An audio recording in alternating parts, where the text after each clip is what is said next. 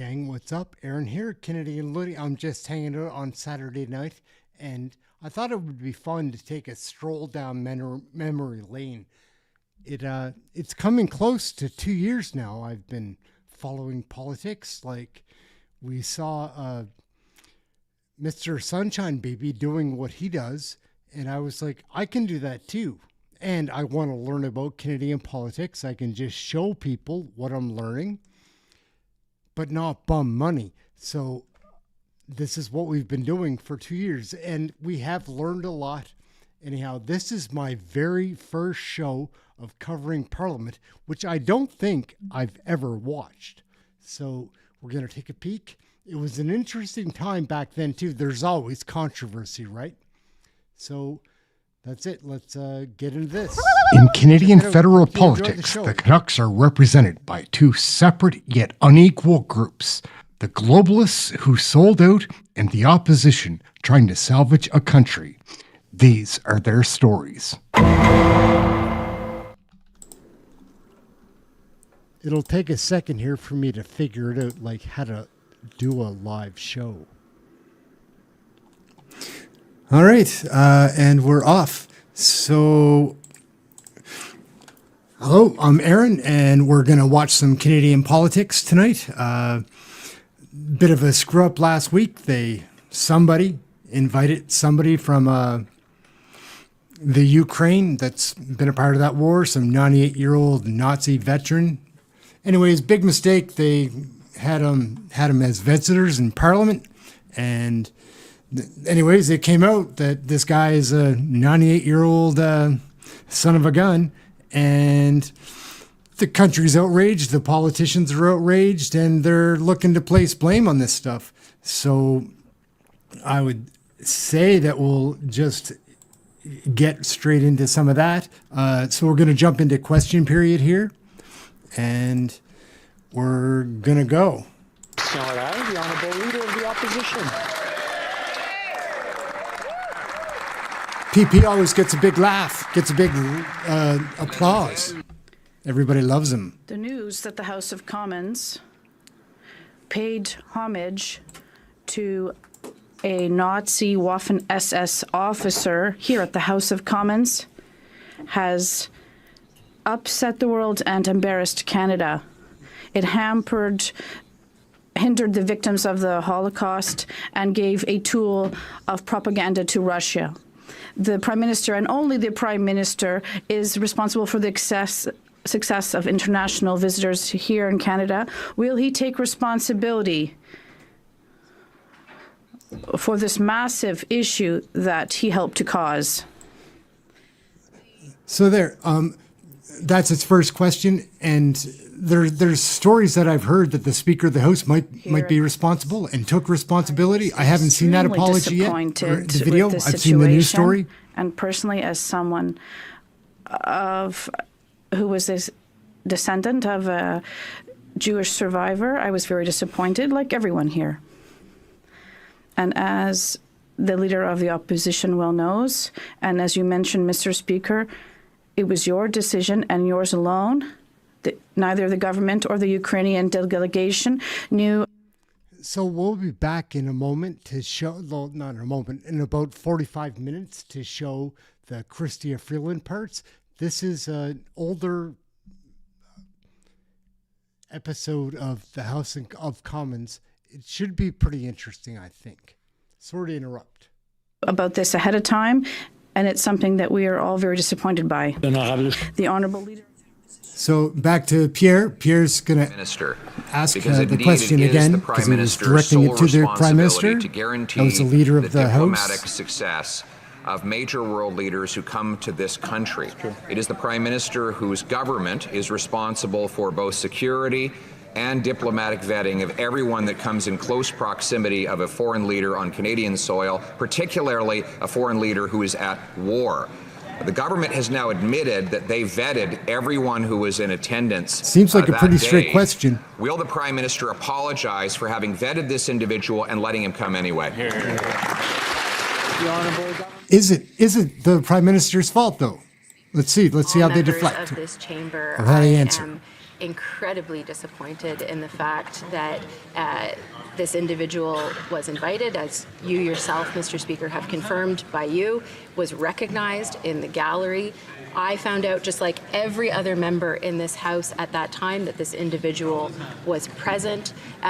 This is deeply embarrassing for us as parliamentarians, as We heard this the Canadians, first time when and you it is said it in something that I French. think all of us take extremely seriously, and I would ask my honourable colleagues pretty much not the to exact same politicize this answer. moment. Thank you, Mr. Speaker. The Honourable Leader of the However, it was a Opposition. very similar question, I Mr. suppose. Speaker, the Prime Minister is responsible. He is in Ottawa today. He can get on his feet and answer for his massive diplomatic embarrassment and shame. Stand up. That minister admitted that the government vetted every single person that was here for the speech. That was the job of the government, which has an entire security and diplomatic apparatus set up for that purpose.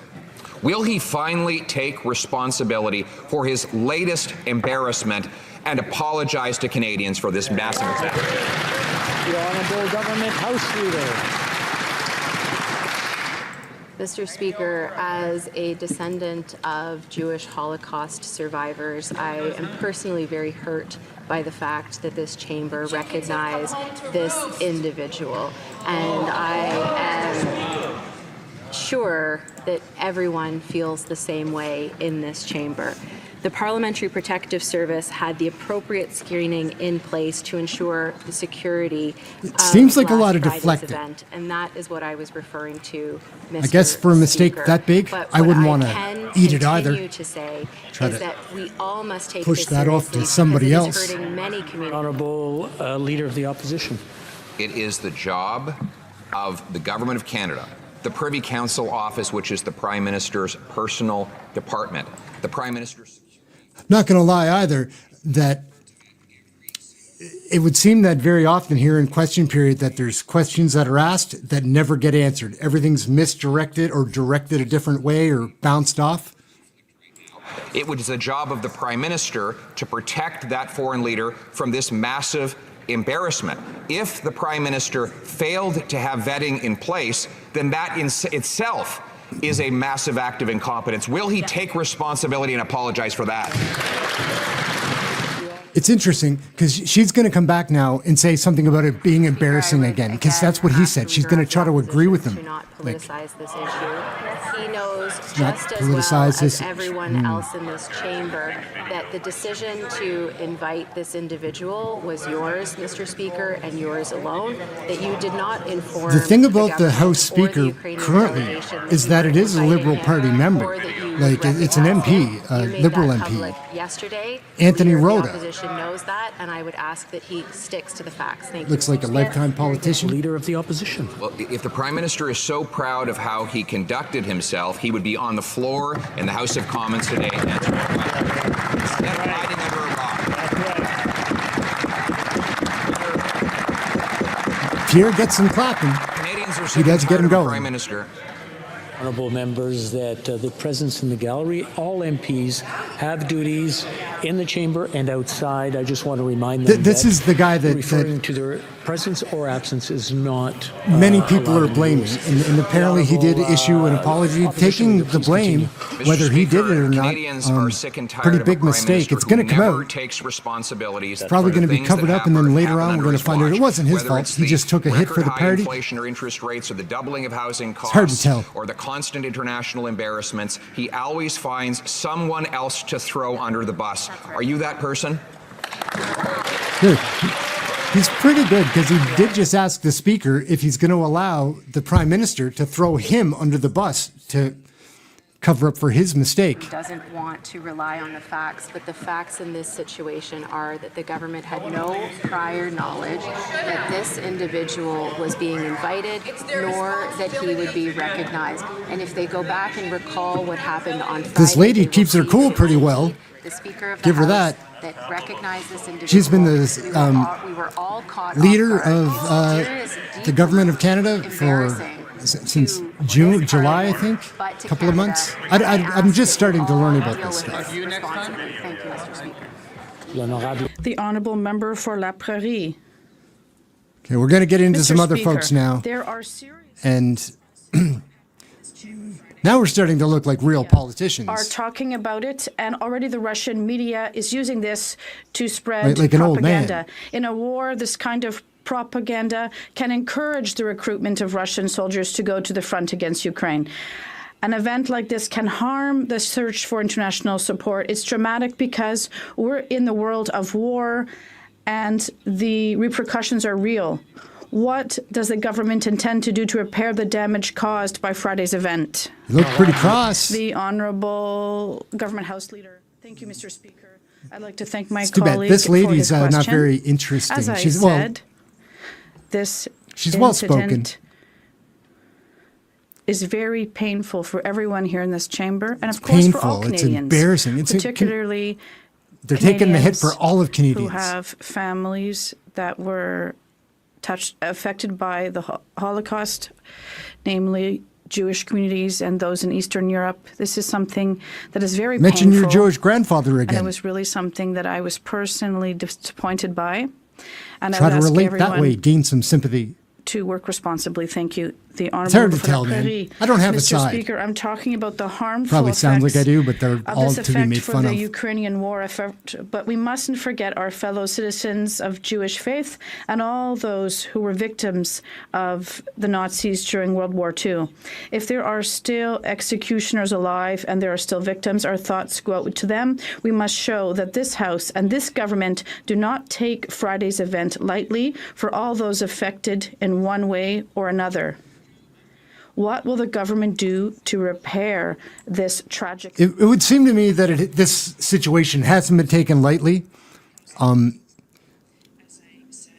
It'll be interesting to see what they really do about it, though. 'cause House just apologizing is and trying to deeply spread the blame or the hurt by what embarrassment took or place last whatever. Friday. We were all taken by surprise, and it's something that Somebody made the was totally mistake or unacceptable. somebody overlooked it. There are communities across Canada, Jewish communities, and Eastern European communities for whom Holocaust and World War II were particularly painful. As a descendant of She has a cute bracelet. Holocaust Look at her bracelet. It's survivor, nice. something I take very seriously, and I think this is time for everyone to reflect. East. What happened last Friday never should have happened. Now, turning to another Jenny crisis. Kwan from The last Vancouver 30 East years has BC, demonstrated that NDP party. successive Liberal and Conservative governments' market-driven approach to housing has failed Canadians. Housing serves as a social good. It should not just... So I will thank this lady for at least changing the topic and bringing some new questions forward. Sounds like housing is an issue Will the in Prime Minister commit her to district. creating an acquisition fund for the Her nonprofit riding. sector to help stop the loss of low-cost rentals to profiteering landlords?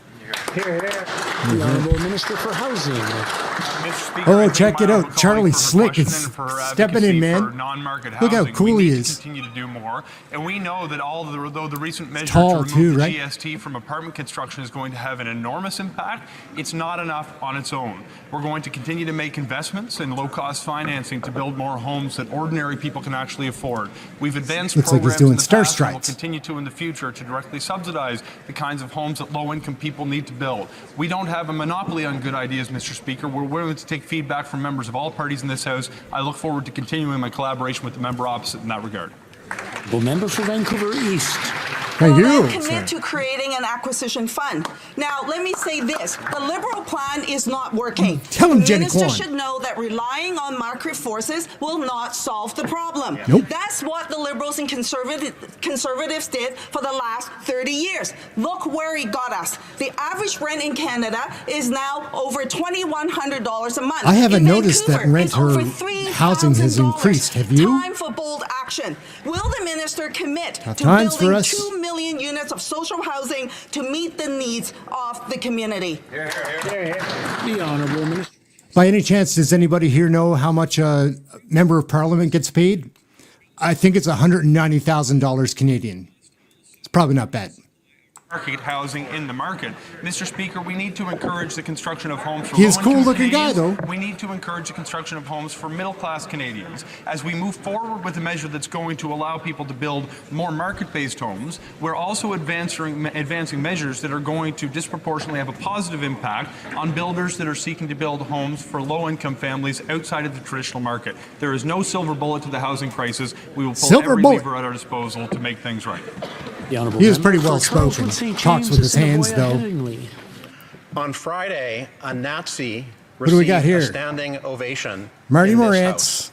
Today conservative is Yom Kippur. from Manitoba. The Jewish community, my community, is horrified. Stereotypical politician. Only one office in the country is responsible for vetting visitors to this place, the Prime Minister's office. When the Ukrainian president, a head of state, addresses this House during a time of war, the Prime Minister's office is responsible for security. Full stop. This scandal is entirely on the Prime Minister's office. Did they vet this Nazi and not care? Look at the Or crowd not he's got vet him behind him. It's a and bunch of other are completely stereotypical incompetent? politicians. The Honourable Government House Leader. Okay. Let's calm them Mr. down, Speaker, as a put them back to Canadian of sleep. Jewish origin, I've shared very clearly with this House on several occasions how disturbing this event is for me personally, but I also know for Canadians who are Jewish right across this country, and particularly today on Yom Kippur, the holiest day in the Jewish Holiest calendar, the day. Day of Atonement. It is the as we holiest day. prepare That's for not the to be New made Year. fun This of. is particularly disturbing. I just find how However, it's- I do have to correct my they don't honourable answer colleague questions in the directly. sense that the government Everything was gets not aware that deflected this or individual was invited. it's It was frustrating to completely watch. I've watched a couple of prerogative hours of Speaker. question It is period his this week. decision, and we need to make sure that the facts remain. I'm going to on the make some table. other videos about that, I think. The Honourable Member for Charles Wood St. James, Assiniboia Headingley. Shame on that member and that government for not taking responsibility. Shame, shame, shame, shame, shame. Shame, shame, The shame. minister has the massive Marty's got security no shame. apparatus of the state at his disposal, and yet a Nazi was honored in this place. I can't believe I'm even uttering these words, Mr. Speaker. Canada has been embarrassed around the world. Shame on this government for bringing shame on this Shame, chamber. shame. My late grandparents are turning in their shame. graves. A simple Google search would have revealed this person's background. And so again, did they vet this Nazi and simply not care, or did they not vet this Nazi and are completely incompetent? The Honourable Government House Leader. Oh, she's back. Mr. Speaker, They must I have would somebody again else to ask answer the some honourable questions. colleague to stick to the facts, because we know, and he knows, because you have stated publicly and in this chamber that it was your decision to invite this individual. It's really Your interesting decision that they alone are to just recognize dumping him this in the just on the chamber. speaker. We Maybe were it is all his caught fault. off guard I on can't Friday. imagine a mistake Everyone that in big this is only made by chamber one stood because person. we trusted the Maybe it speaker is. to know who this was, but at the same time, we must all What do you take think? this seriously. And What do we you must think? not politicize this. Communities are hurting, and we need to be there to be united at this time. Thank you, Mr. Speaker. Member for Regina Capel.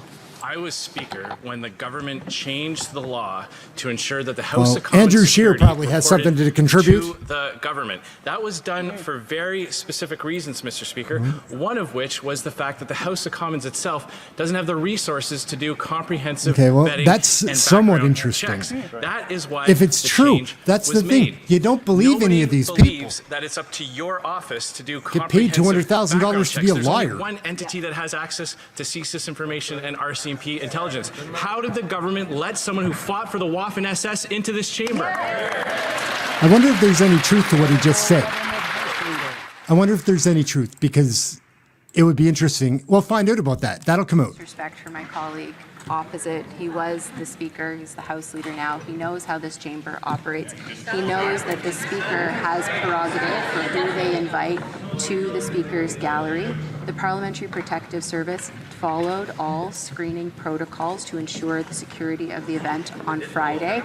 Nevertheless, neither the government nor the Ukrainian delegation were aware of that individual's presence until. Do you think there's any recognized truth that by the no Speaker? Ukrainians, Those nobody are the knew that facts. this 98-year-old The Honourable decorated Member for war Regina veteran Capel. Mr. Speaker, it's the government had that ties is to, politicizing this issue. For refusing to accept some things their that we don't want to have ties responsibility. to. There is only one group of individuals who have control over who has access to a foreign head of state. A head of state who is fighting for his country's life against an illegal It is interesting. It is interesting. Prime Minister has a duty of care for that entire visit. Now the government House leader is trying to change her tune and say, yes, there was information gathered, list was gathered, but vetting wasn't done. What's the point of gathering a list of invitees if they're not doing any background checks? The Honourable Government House Leader. It'll be interesting to see when it does come out. I think it'll be interesting to see who is lying, because somebody is probably telling a lie here.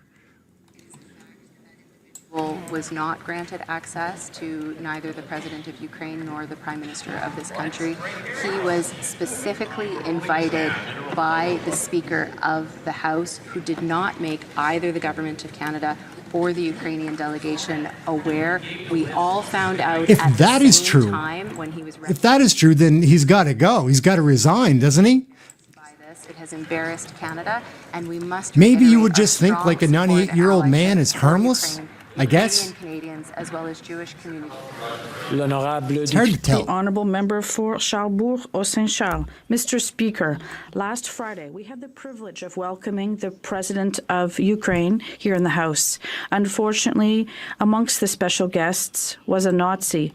When a large-scale event takes place, the PMO has the duty to be aware of it and to take control of it. This scandal is entirely owing to the PMO. It's one of two things. Either they did background checks and didn't see a problem with this individual, we mentioned that or the PMO earlier. didn't do a background check and it's entirely incompetent. it's one of- Which is it? The It's one of Honourable two. Government House Leader.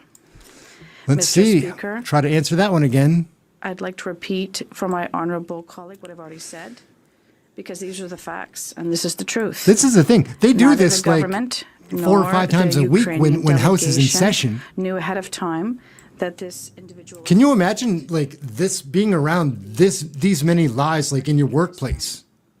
Or deceptions or not straight answers or just dishonesty? It's a lot of dishonesty. That's It is something that affects parliamentarians, Canada, and of course our reputation internationally. It's something everyone has to take seriously. The Honourable Member for Charlebourg-Saint-Charles. Mr. Speaker, all members in this House expect the government to do research on guests here at the Parliament. And we would expect them to do the proper research or whatever. I can't really believe how any of that really happened. Whose fault it is definitely does matter. But what a colossal screw up. And I haven't been watching this story internationally. I don't know if you have or not.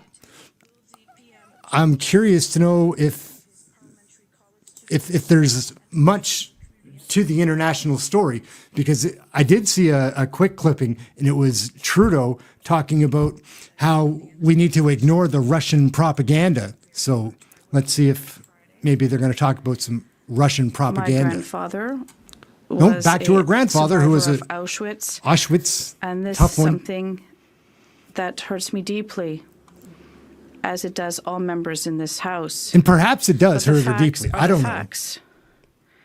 It was the Speaker of the House Kinda of seems like Commons you're that just invited lying this there, though. individual, Or deflecting, you're not decided answering. to I recognize don't know. them It's here in hard the to tell. House.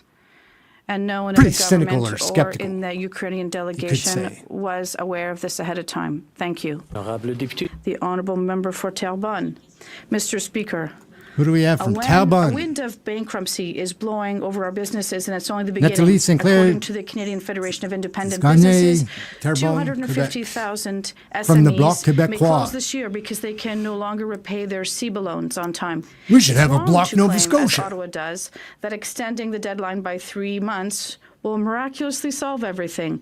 I like your The shirt. federal government has to offer deferrals and special arrangements to small businesses that need them. Otherwise, they'll go bankrupt. She dresses like she's from the NDP. SMEs instead of watching them die. Ooh. L'honorable. The Honourable Minister. Thank you very much, Mr. Speaker. I'd like to thank my colleague for her we've got, question. We understand very well I'm gonna that have to this work on my inflationary names. context globally Minister of does Tourism. have a sizable impact on our companies and everyone. The cost of living is tough.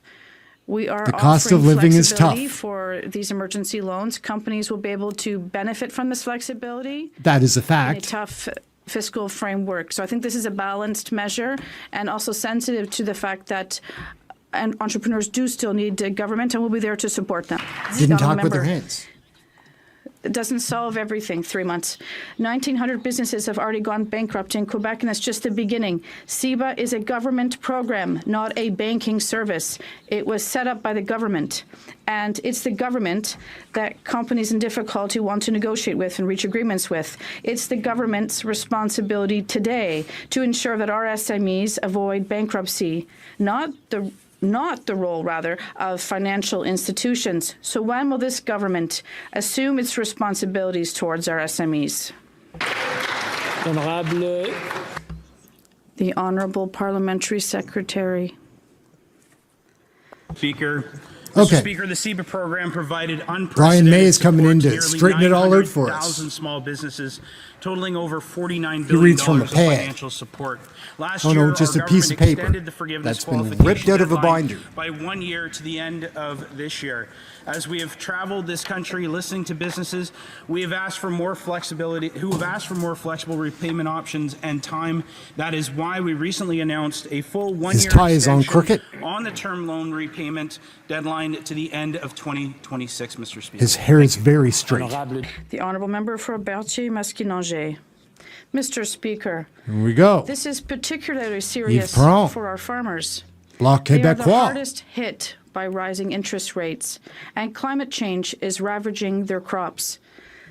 They're already 2 feet deep in debt, partly because the federal government doesn't do enough to support our farmers. And on top of that, Ottawa is asking them to get deeper in debt with their bank within 3 months, or they have to pay back their entire CEBA loan. Mr. Speaker, will this government finally show some flexibility instead of forcing SMEs, farmers, into bankruptcy? Mr. Speaker, and I appreciate Oh my goodness. We have an American politician dropping in. He's almost old enough to run for like Congress or run for the Senate. American politics. That guy's got to be almost 70 years old. Almost old enough to get his foot in the door. In order to make sure that we're able to assist farmers in these difficult situations. We have and will continue to make sure that we support the Agricultural Clean Technology Program and the Climate Solution Programs. This all helps with the environment. Thank you, Mr. Speaker. How did he get elected? Who voted for him? All his buddies, I guess. Uh-oh. Member in Parliament Dane Floyd from Sturgeon River, Parkland, Alberta. He's a conservative. That was out late last night. He had a tough night, and he talks with his hands. Young men on everyone that hands. was in this parliament. President Zelensky is a target of death from the Russian regime. His security in Canada should be our highest priority. The minister in charge of parliamentary security must be held to account. For if a Nazi was allowed in this parliament, how can we know that this government took all precautions necessary to ensure He must the not have stayed at protection his of mom's President last Zelensky? night because his hair's all messy, his tie's crooked, doesn't look like he had breakfast. As I have already stated, the Parliamentary Protective Service followed all screening protocols to ensure the security of last Friday's event. I agree with the member opposite in that it was profoundly embarrassing for Parliament and for Canada that this individual was both invited and recognized. However, as that member knows, and as all members know, it was the Speaker of this chamber that decided to invite this individual and recognize him. We were all caught off guard, and we are all hurting because of it. Thank you, Mr. Speaker. The Honourable Member for Selkirk, Interlake, Eastman. Ukraine has survived multiple genocides at the hands of both the This guy's wearing Ukraine ribbon. He's got Holodomor, ties. the Holocaust, the Siglerneck of the Crimean Tatars. So it's shocking that a self-professed Nazi was allowed into this chamber by the Liberals and officially. It's kind of funny that nobody's pointing out also that a Nazi was with this group that would have known that he was a Nazi, that they definitely did. And nobody's saying that there's any questions to be asked about the people that the Ukraine have on their side in the Ukraine. Because we don't know. Don't think that you know because you saw it on the news, because... That episode on Friday was one of profound embarrassment for profound embarrassment. And for Good line. all Canadians. As has been stated clearly, the Parliamentary Protective Services did all of the required security protocols to ensure the security of the event. However, neither the government nor the Ukrainian delegation was aware this individual would be present in the gallery, nor that he would be recognized until such a time as the Speaker did that. The Speaker has made that public and clear, and we were owed and received an apology. The Honourable Member for Selkirk Interlake Eastman. Well, this is more than an embarrassment. It's disgusting. Zelensky is Jewish, family in the Holocaust. The Ukrainian Defense Minister Rustem Umerov is a Muslim. I'm really confused. I need to get some more of the details to know, like, okay, he was invited by somebody from Canadian Parliament, let's guess. But before that happened, he came with this other group, right? Again, I don't know enough. Will the Prime Minister accept responsibility It's hard to figure for out. embarrassing Canada and undermining Ukraine on the world stage? This guy thinks it's disgusting, though.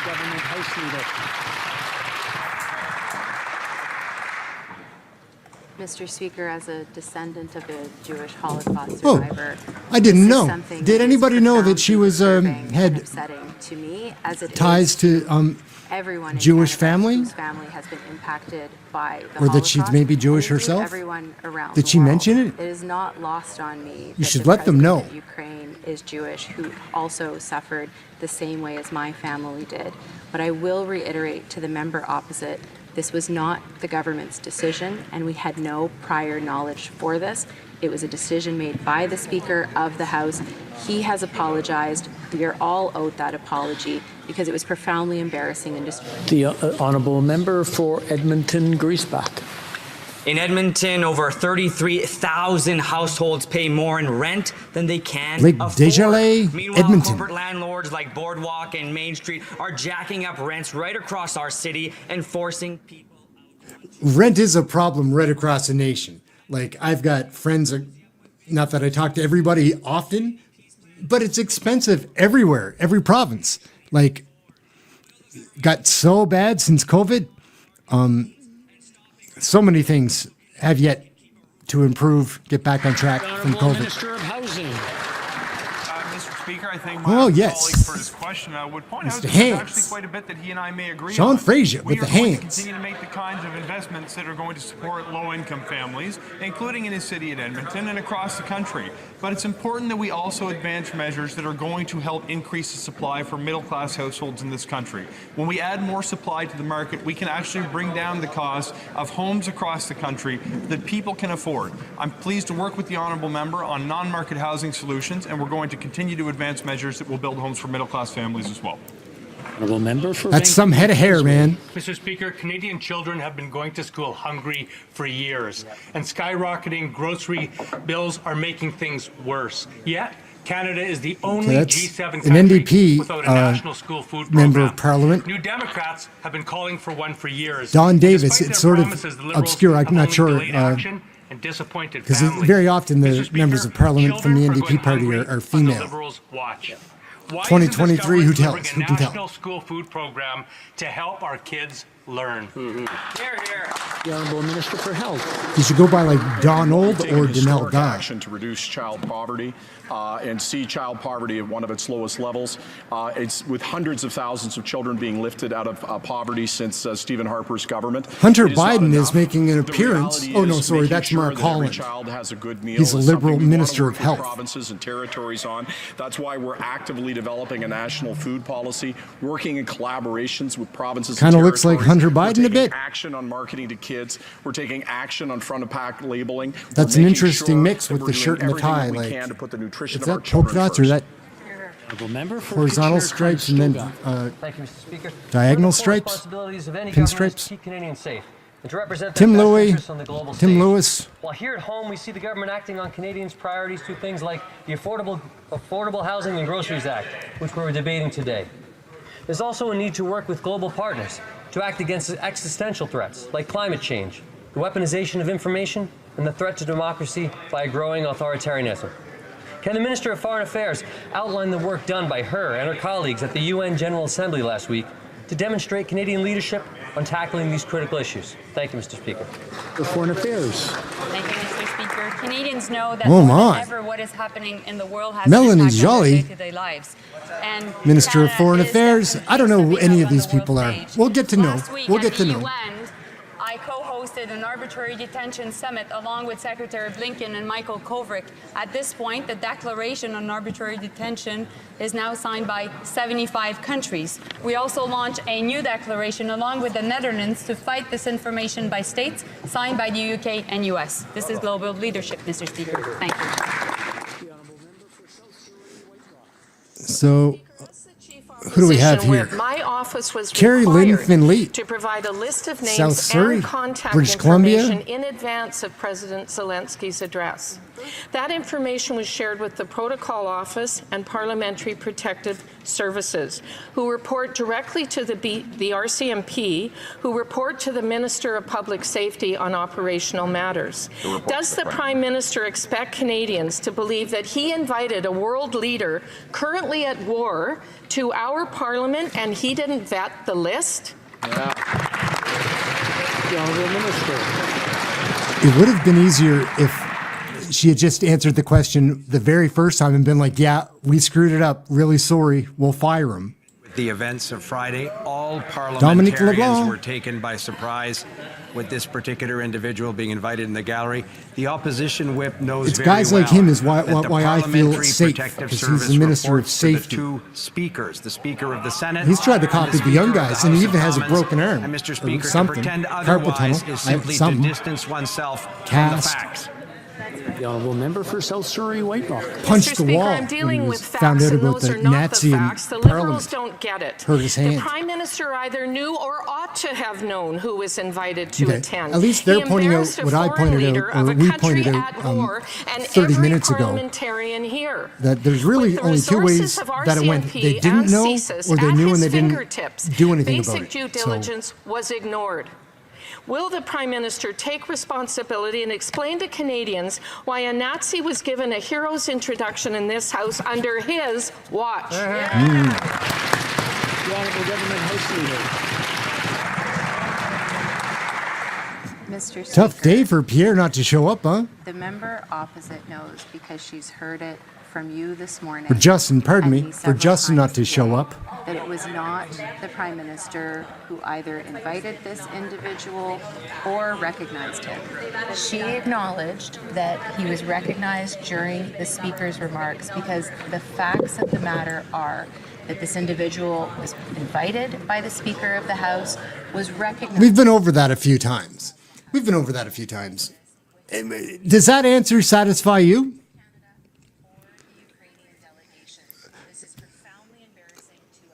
It doesn't directly affect me in any way, but it's still the fact that nobody wants to take responsibility for this big mistake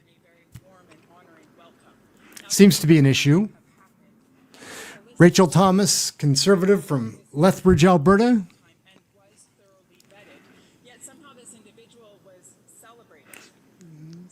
Look at that over there. Rick Perkins. What a dork. Just kidding. Nova Scotian MP.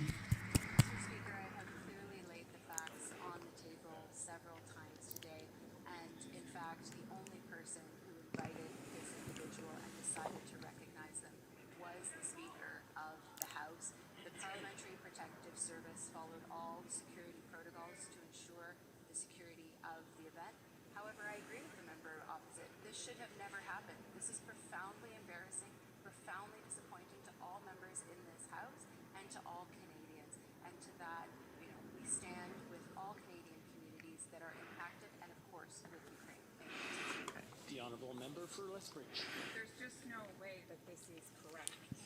You have a world leader whose country is at I'm kind of with them. He came to Parliament Kind as of a with them on state this. guest. He was granted some of the strictest security that has ever been granted to a world leader prior to him.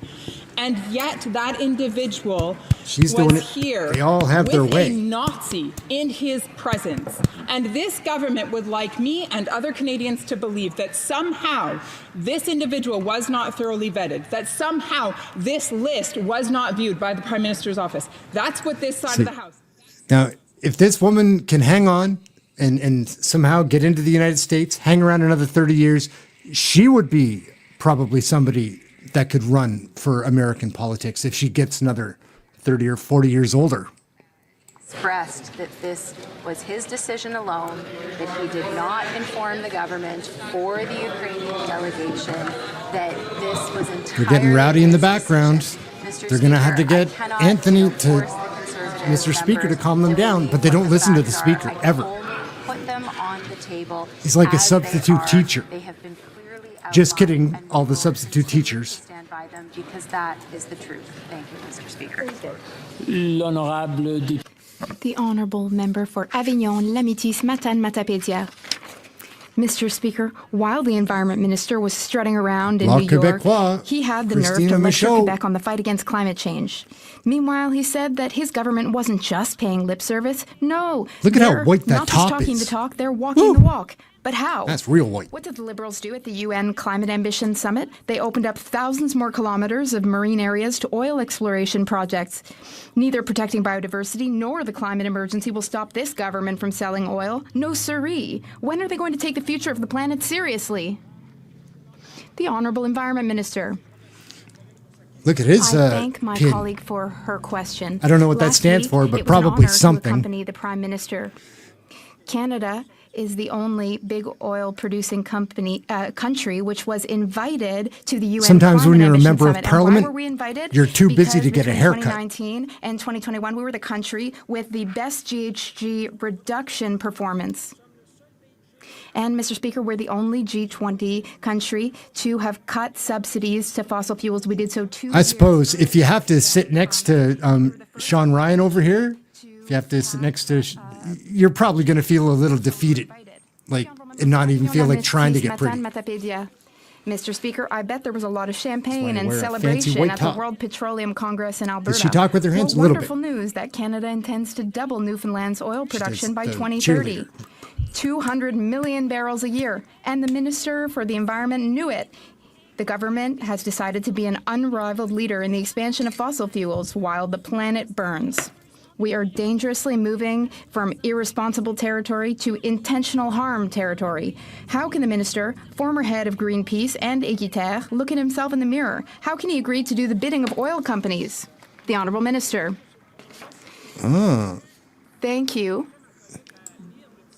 I love the And thank you and the I politeness and the urge political my colleague correctness of the to bullshit. read the speech of my So colleague and foolish. friend, the Minister of Natural Resources, who said that in today's world, if we want to fight climate changes and we use 120 million barrels a year, in a carbon neutral net zero world, we need to decrease our dependence on oil and gas and fossil fuels especially, and that's what we're doing in Canada in partnership with all of our partners around the world. Thank you. The Honourable Member for Mégantic-L'Érable.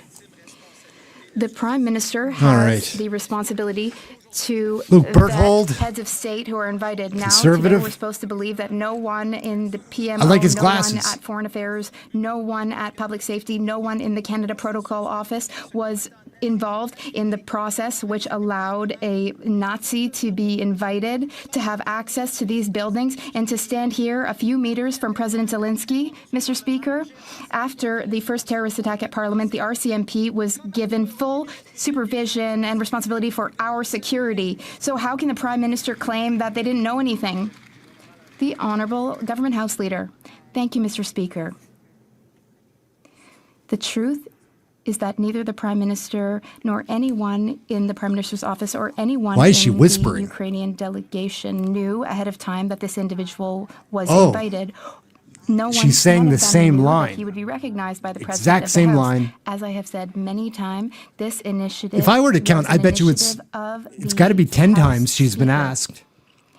The House Speaker elected PP to invite asked, this like, person and recognize him. 4 It was times off the incredibly get-go, like painful before for anybody else even parliamentarians who asked. were present and who were very surprised by Maybe that 5 decision. times. This was very painful for all Canadians who were affected by the Holocaust.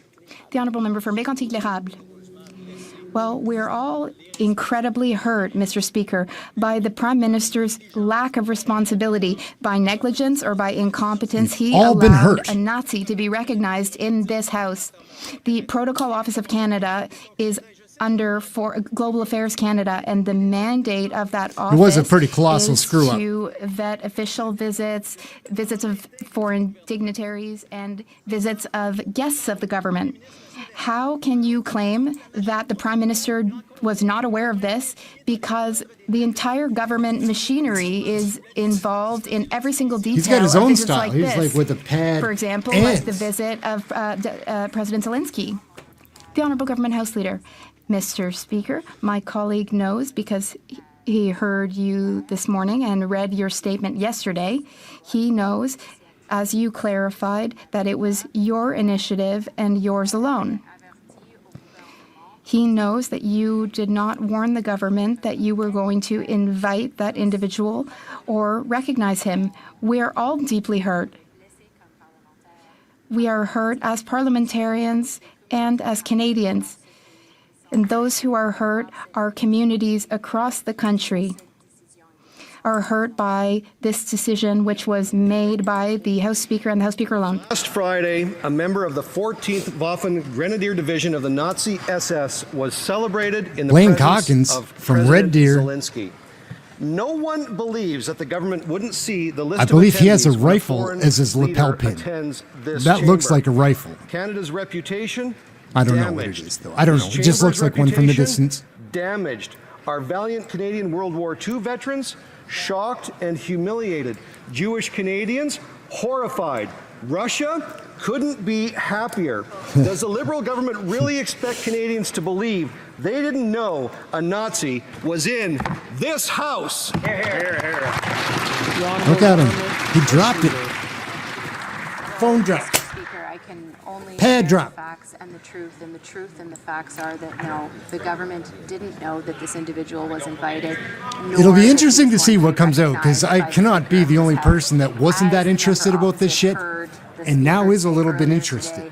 This is an individual that was from his riding. He decided to recognize him. He did not inform either the government or I think the if we Ukrainian start government. watching more This has caused of profound hurt. how the sausage is made, that will be less interested in eating the sausage. And again, the other day I started watching some CPAC television just because something caught my eye. And then I watched my first question period in a very long time.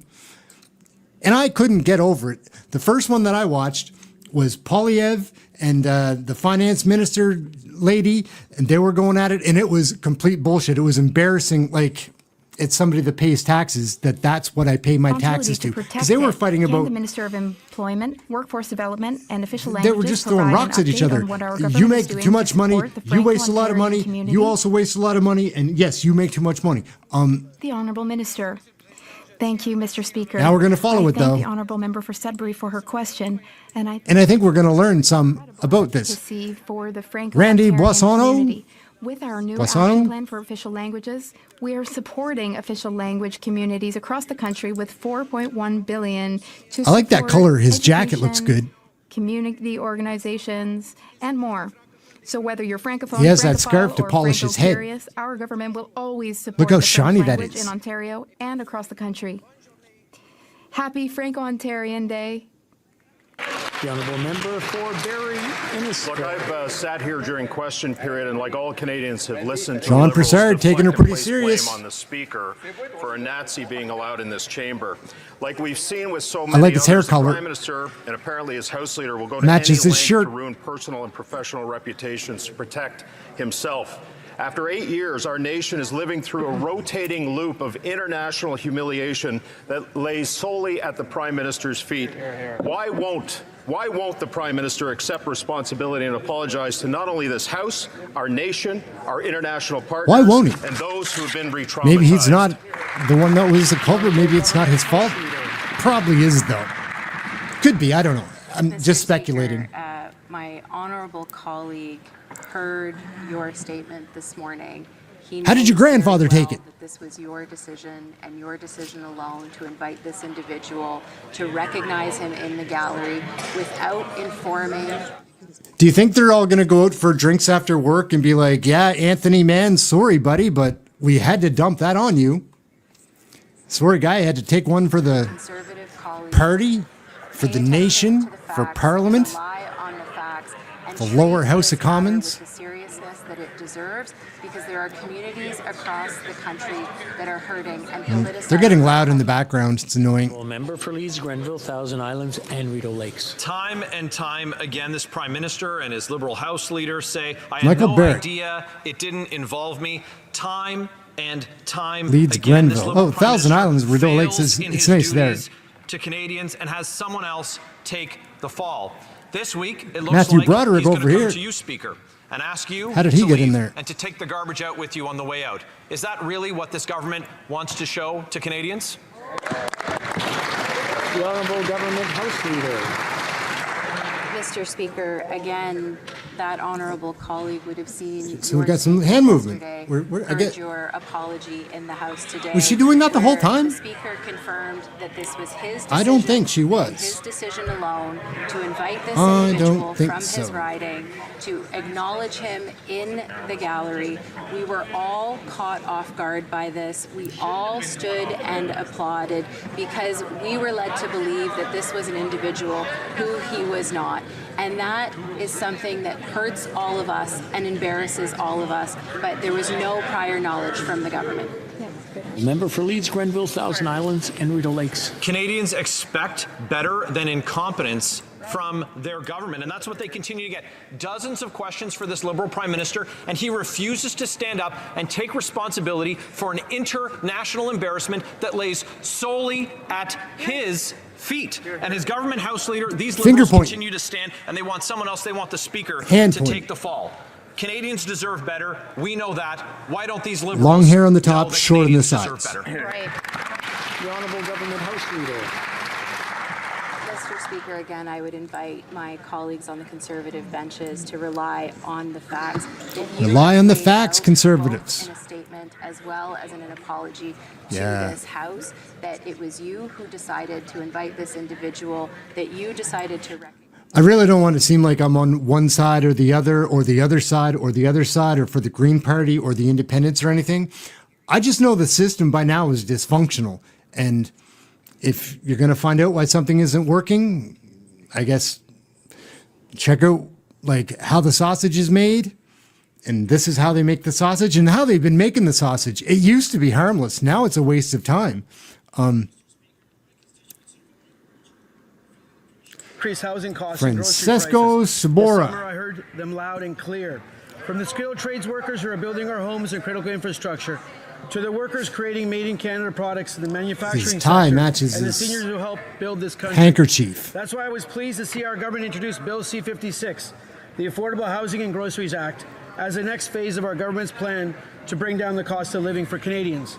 Can the Deputy Prime Minister and Minister of Finance tell my residents what this bill would do? Thank you, Mr. Speaker. The Prime Minister. Mr. Speaker, I'd like to thank Oh. the MP for Vaughan Woodbridge for his hard work for his constituents and all Canadians. Chrystia Freeland coming in, Minister of Finance, and Built faster, and they need Well, affordable groceries. Bill C-56, which the government she'll come in tabled pretty last smug week, with this, I will bet. help to provide both. With It's this completely bill, out of we are touch. removing the GST from the construction of rental housing to build more homes faster.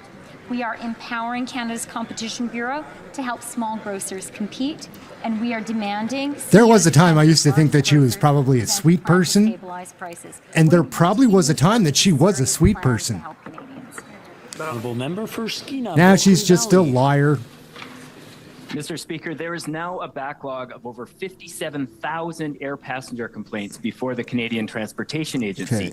Canadian travelers have had their lives upended. Many are out thousands of dollars. And for those Taylor who have Bachrock managed to from navigate a complex British Columbia is an complaint process, they're NDP having to wait well over a party year member to have their complaints heard. Now, this government is on its third attempt. who to desperately fix is this seeking debacle. attention because Will he's the going on minister headset apologize on to video Canadian to try to travelers talk to for Parliament. failing so utterly to stand up to the big airlines? Must not have gotten enough attention when he was a kid. Mr. Speaker, our government was the first to protect the rights Who's of this guy? travelers, the first one, and we will make our passengers' right. Pablo Rodriguez, Minister of Transport, with a beautiful head of hair and a beautiful beard. That's a nice look. I don't mean to be so shallow, but that is sharp. Mr. Speaker, we've also invested in the Canadian Transportation Agency so that it can resolve the cases faster. It will be much faster, Mr. Speaker. Much faster. The Honourable Member for Richmond-Arthabasca.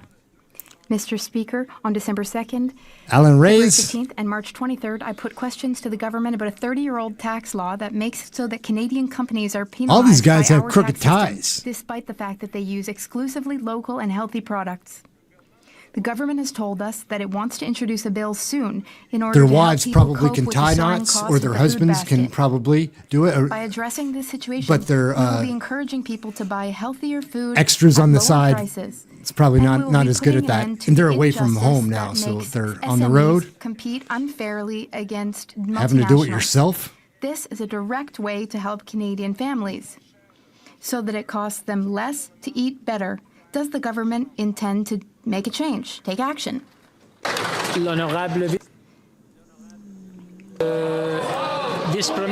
Honourable Deputy Prime Minister. We can answer together. Look at how much fun they're having. Mr. Speaker. Too many lies, lady. Your nose is Take growing. the health of all Canadians seriously. We especially take seriously the health of our children. Our tax system is based on data, as is our health system. We will always implement health laws and tax laws based on data and based on the advice of experts. Thank you. That's all the time that we have for question period. I understand we guys. have been. All right, we're crossing right over from that into Chrystia Freeland, like her worst of the, this is the worst of the worst. Chrystia Freeland, who we just ended off with, that worked out. Pretty funny, that was my first show I ever tried, and I liked me more then. I wasn't cynical. I wasn't so burnt out or angry. Now that I see that, I'm aware I've got to wake up because that's my heart. I am a fun person. Anyways, that almost cracks me up to watch that. That was 2 years ago. These folks are breaking us down. Let's have some fun at their expense. Squiggle and squirm as you might, it is really hard to put lipstick on a pig. Mr. Speaker, we know that things are challenging for Canadians right now. Mr. Speaker, our government understands that this is a challenging time for too many families across the country. Mr. Speaker, our government absolutely believes that everyone in Canada needs to pay their fair share. Mr. Speaker, I am glad that the member opposite has asked a question about mortgage renewals because it gives me an opportunity to be sure that all Canadians know about the Canadian Mortgage Charter. Mr. Speaker, as I think everyone in this House knows, Canada has a AAA rating and the lowest debt and deficit in the G7. Mr. Speaker, let's talk about some facts and reality. The reality is... Mr. Speaker, Canada today has 1.1 million jobs than before COVID. The jobs recovery has been 6 months faster than after the 2008 recession. Mr. Speaker, for once we heard something true from the Conservatives. Yes, the finance minister does believe in talking about numbers. So let's talk about some numbers. 1.1 million more jobs in Canada than before COVID. Mr. Speaker, we will take no lessons from the Conservatives when it comes to supporting the least vulnerable in Canada. Mr. Speaker, a UNICEF report released this month shows the truth. Mr. Speaker, Last week, the Conservatives voted against Operation Unifier. Mr. Speaker, our government absolutely understands that the housing and the cost of living are challenges for Canadians. You know, Mr. Speaker, when the Conservatives talk about working families, everyone knows those are crocodile tears. Let me tell you what is common sense for working families across our country. It is common sense to have a national system of early learning and childcare with fees reduced by 50% across the country. You know, Mr. Speaker, earlier today the Conservatives were talking about hypocrisy. Mr. Speaker, Canadians have learned through bitter experience that when Conservatives talk about the public finances, what they're really talking about is cutting the government support Canadians depend on. Mr. Speaker, since we're asking questions of MPs, Mr. Speaker, people who live in glass houses really should not throw stones. Mr. Speaker, I'd like to thank the member opposite for the very important question. Mr. Speaker, let me tell you what is really out of touch. You know, Mr. Speaker, when it comes to being out of touch with regular Canadians, let me tell you what was out of touch. Mr. Speaker, bitter experience has taught Canadians that whenever Conservatives talk about public finances, well, Mr. Speaker, we've learned just now about one specific thing Canadians will cut. I'm an MP for Ontario, the member opposite is too. They're going to cut the nearly $1,000 that an average family that a family of four in Ontario is getting. Mr. Speaker, this fall we put forward a comprehensive economic plan that included generational changes to Canada's competition law that will bring down grocery prices. Oh, yeah. Mr. Albus, the floor is yours. You have 6 minutes, sir. Thank you, Mr. Chair. Thank you, Minister. Thank you, Deputy Ministers, for the work you do. Minister, the ink isn't even dry on President Trump's latest executive order, basically targeting Canada for 35%. Our steel and aluminum workers, they are scared. And yet here we have an opportunity to be able to fund here in Canada, the elbows up, Canada strong rhetoric that your government has been putting out. We can stop this loan by the Canada Infrastructure Bank, and we can go to the table with BC Ferries and plan to do it and support our steel and aluminum workers here and shipbuilders here in this country. Are you standing by the loan? Thank you, Mr. Albus, for your question. And I do want to start by saying I know that the wildfires are touching your constituency. And I want to say I support you and your constituents, and the federal government is here to provide any support they need. I totally agree with you that this is a moment of crisis for the Canadian steel and aluminum sectors, and they need our government's support. They need our country's support.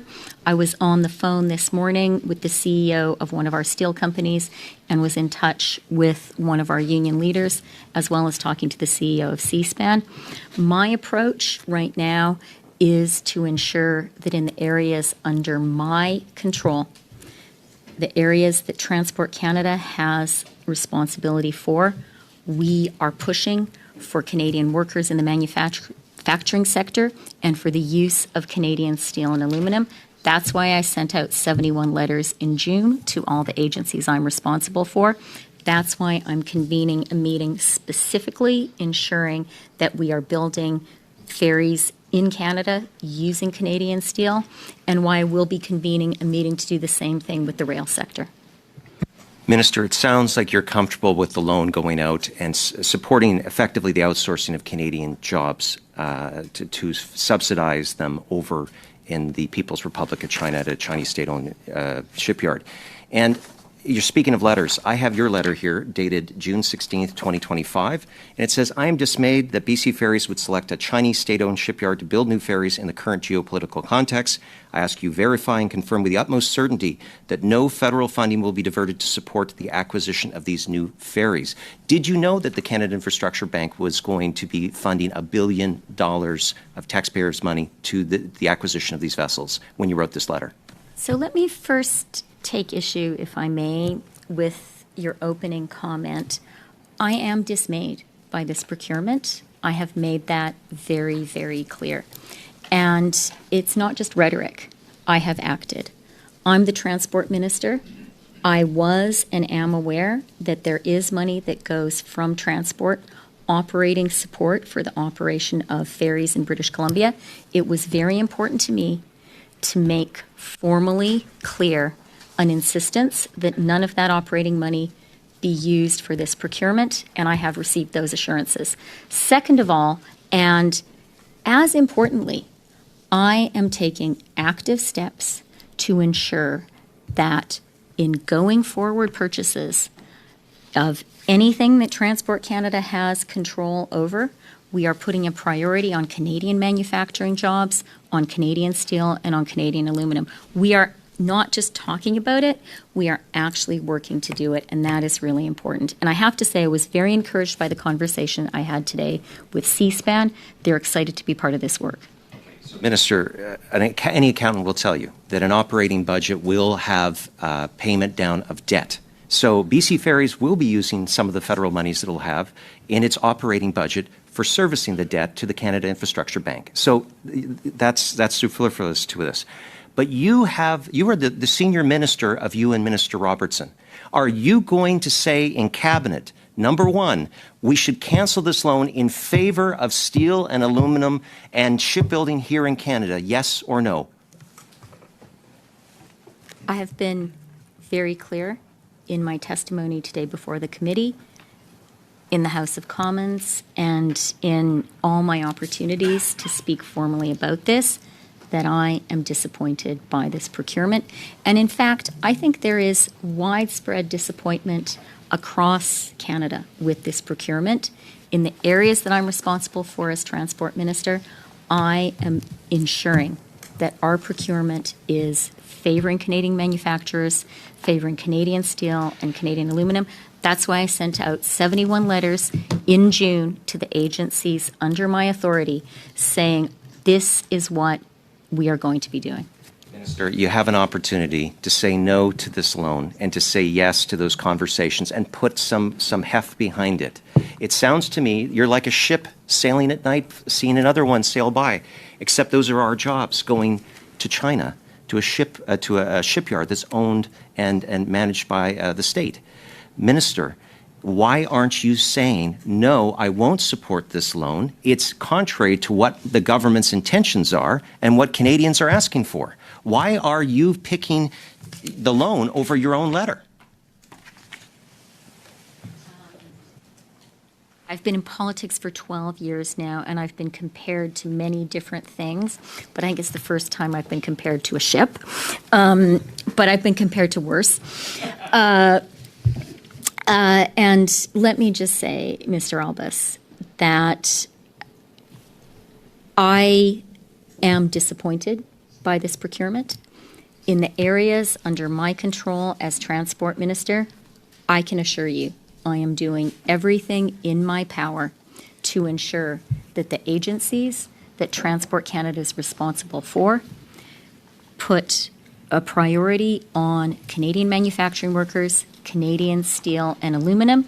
And I just want to add, it's not just about statements. We have to work together, industry, all levels of government and unions, to be sure we have the capacity to use Canada's steel and aluminum.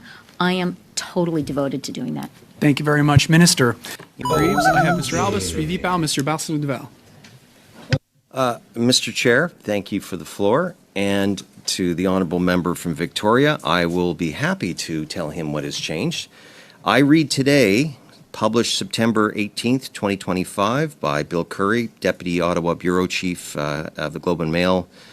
BC Ferries deals raised with Transport Canada weeks before Freeland's criticism, emails show. The fact that the CEO, if this report is accurate, the fact that the CEO of BC Ferries, 6 weeks ahead of the announcement about their controversial purchase of 4 ferries from a state-owned shipyard in the People's Republic of China, that he flagged it with the Deputy Minister of Transport Canada, the highest on the nonpartisan side of that department, flagged it with him, was critical that the minister was saying one thing, saying she was shocked. Mr. Chair, this says to me, it's a damning indictment because Transport Canada was made aware of 6 weeks before that announcement, and they did nothing to protect Canadian jobs. They just sat on their hands and let it proceed. They didn't act to secure those contracts. They didn't push back at it. This raises a number of questions about former Minister Chrystia Freeland's abrupt resignation and blows a hole in her narrative that she wanted BC Ferries to buy Canadian and was dismayed and upset about it. She said these things on the floor of the House of Commons when myself and other members raised concerns about this procurement. So, Mr. Chair, we need to get to the bottom of this. This government has not been level with British Columbians and with Canadians in general. They say, hand on heart, we want to buy Canadian. Canada's strong. Let's work together. Let's build things here faster, better than we've ever done. And yet they were given a heads up by the CEO of BC Ferries and did nothing. So we need to get to the bottom of this. Chrystia Freeland should come and testify and exactly explain herself how she could say one thing on the floor of the House of Commons. And as far as I understand, she's still a sitting MP. I'm sure now, as a former minister, she has the time to work with us so she can explain herself. Mr. Chair, this just reiterates the need to cancel this loan. $1 billion of taxpayer money that is going to a PRC shipyard. I am sick to my stomach that this is what the government has done in this matter. Thank you. Thank you very much, Mr. Albus. Prochainement, j'ai Mr. Barcelou-Duval, suivi par Mr. Greaves. Mr. Barcelou-Duval. Mr. Barcelou-Duval, followed by Mr. Greaves. Thank you, Mr. Chair. Well, as for Mr. Greaves' question, indeed, well, I could resume the comments of my Conservative colleague, but longer sitting, it wasn't operating, there was an election, and then we were just put before a fait accompli. So now we're learning that for some time, her and her team were aware, and perhaps even other departments. And what's even more frustrating is that her letter that was published throughout all the media, while in fact that was just nonsense, and it took people for, idiots. So I'd like to have her here to explain herself. Thank you, Mr. Barcelou-Duval. Next, Mr. Greaves. Mr. Chair, it's instructive to hear our colleagues across kind of outline what their objections are, because if we apply just the slightest bit of pressure, I think we start to see their argument really fraying at the seams. A basic reminder to our colleagues, BC Ferries is a provincial entity. It is a corporation, the primary shareholder of which is the government of British Columbia. It does not report to the Federal Minister of Transport. And I think it's an unfortunate and indeed somewhat alarming precedent to suggest that federal agencies, federal entities, especially those who are intended to operate arm's length from government, should in fact be pulled into this political bickering and to be made ultimately a punching bag for other purposes. The agenda of our Conservative colleagues is very clear. They're on the record about this.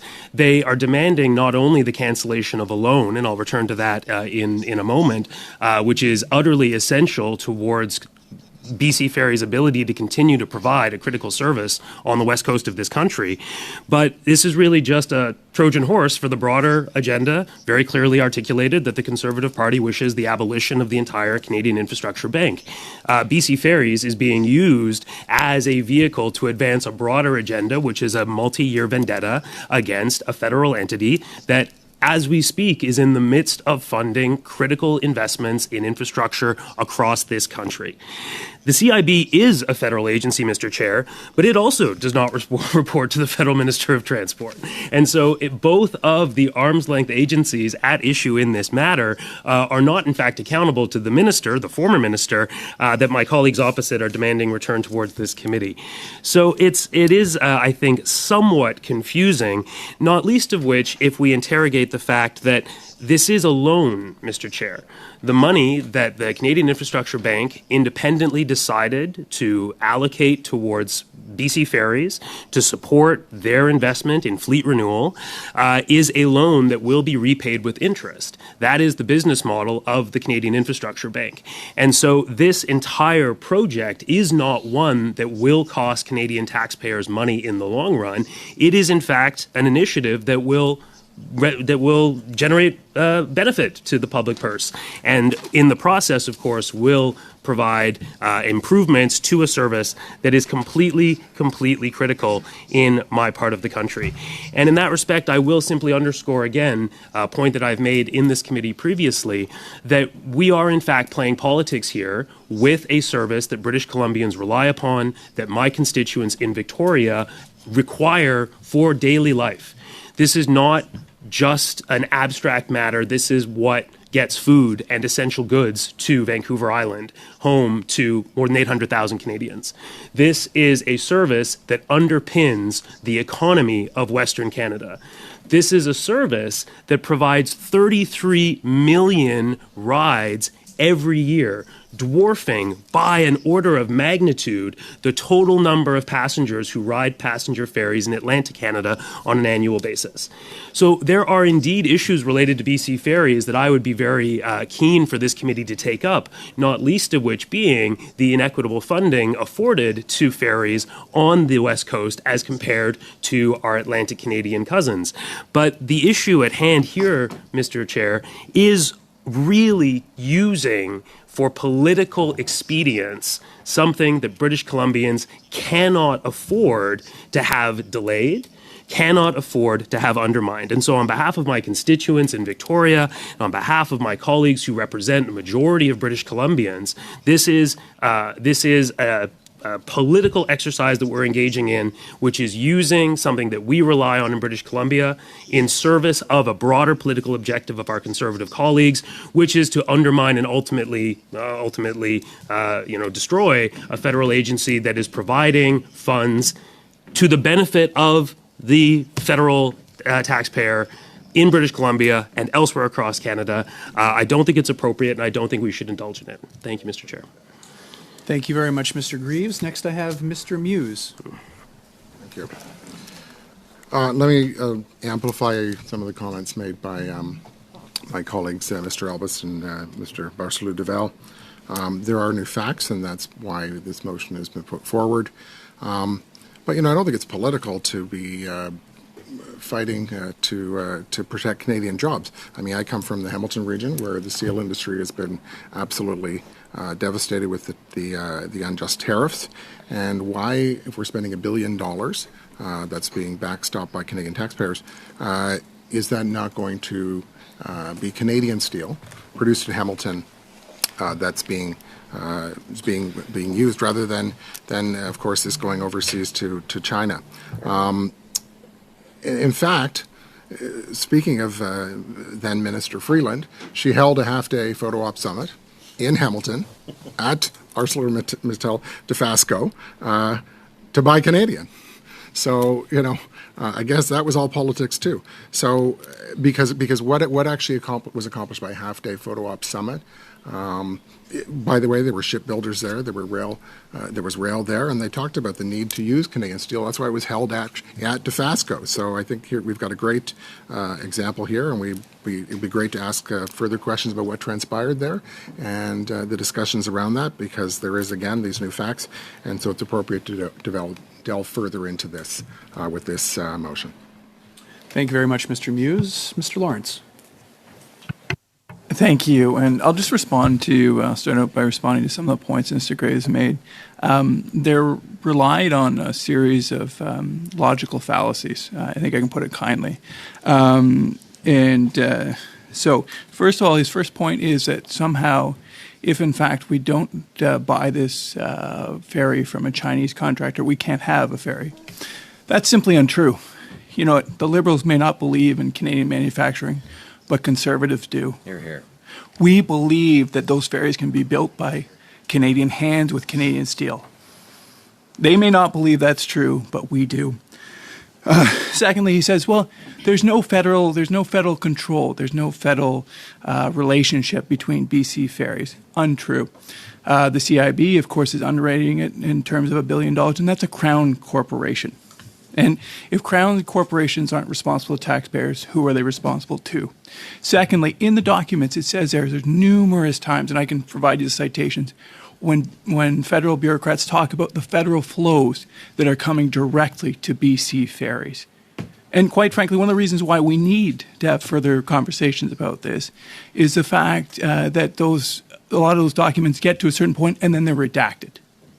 There are literally hundreds of pages of redactions that I would like to know what's under there. There might be some information in there that is commercially sensitive, and that's fine, but we need to test that evidence. And then he says, you know what, well, why are you asking for former Minister Freeland, who we really should have is a housing minister, at it. We're happy to have him come and have him discuss again some of the redactions as well. We will gladly accept that amendment to add that minister. The reality is these documents, it's not really what we know from these documents, it's what they've unveiled that we don't know. There are discussions amongst bureaucrats talking about the impact that the cancelling of this loan will have on Canadian PRC relations. That's challenging because we shouldn't be looking at that. Civil servants shouldn't be looking at shouldn't be looking at tenders and going, okay, well, we should allow this loan to go ahead, or we should allow this contract to go ahead because it may affect relationships otherwise. No, we should be trying to get the best ferries, underwriting the best loans. And finally, something that for the BC audience out there, and I believe Mr. Graves is a BC MP, that I'm surprised, quite frankly, he's not surprised that he doesn't want to find out more about this, is in there. It completely redacts the BC Hydro documents and their report completely. This is tens of pages, but you know what? They forgot to redact some of it. They are saying that the cost of having electric ferries will cost BC taxpayers $500 million. That's a lot of money. That is a lot of money to upgrade their facilities. So there's a lot of unknown things in there, and quite frankly, I would say to my colleagues across the board, this is something that deserves many, many meetings. And I think the block motion is flawed, not because it's including the BC ferries, but because we don't have enough meetings from it. There's a lot more to tell. Just the hundreds of pages of redaction. Like, do you have no curiosity about what's behind that in that blackout? Because I certainly do. Thank you. Thank you very much, Mr. Lawrence. Next, I have Dr. Lewis. Dr. Lewis, the floor is yours. Thank you, Chair. So I just want to highlight that this investigation is not about casting the CIB in a certain light. It's really about bringing transparency to Canadians who are asking a lot of questions about what happened and who have a genuine interest in just knowing what happened and what the story is behind how these ships got the contract got sent over to Beijing. So in question period, when this contract first came up, it was revealed that a Chinese shipyard got the contract, and Minister Freeland brushed this off as a provincial matter and said that they only fund operations. But at the very same time, her staff were emailing the Prime Minister's office about how to manage the CIB announcement loan. Parliament was in some sense misled. Canadians expect the truth from their government, not political positioning to cover for some aspect of what appears to be incompetence. And that's why these documents need to be disclosed to the public, and the study needs to happen. The Liberals also told Canadians that Ottawa knew nothing and had nothing to do with the BC Ferries Chinese state-owned shipyard contract. But now we know that the Canada Infrastructure Bank, a federal crown corporation, actually bankrolled and subsidized the interest rates and gave interest rates far below that which Canadians can secure on their own for contracts. And so this is of serious interest to the Canadian public. Instead of transparency, Liberals chose to deflect and deny and almost spin what had happened. And Canadians deserve transparency to know why their tax dollars are being invested in a Chinese-owned shipyard and not in their own shipyard industries and workers. In addition, the Canada Infrastructure Bank was supposed to invest in Canadian infrastructure. Instead, it put a $1 billion loan for ships built in China with zero Canadian content requirements. That's not building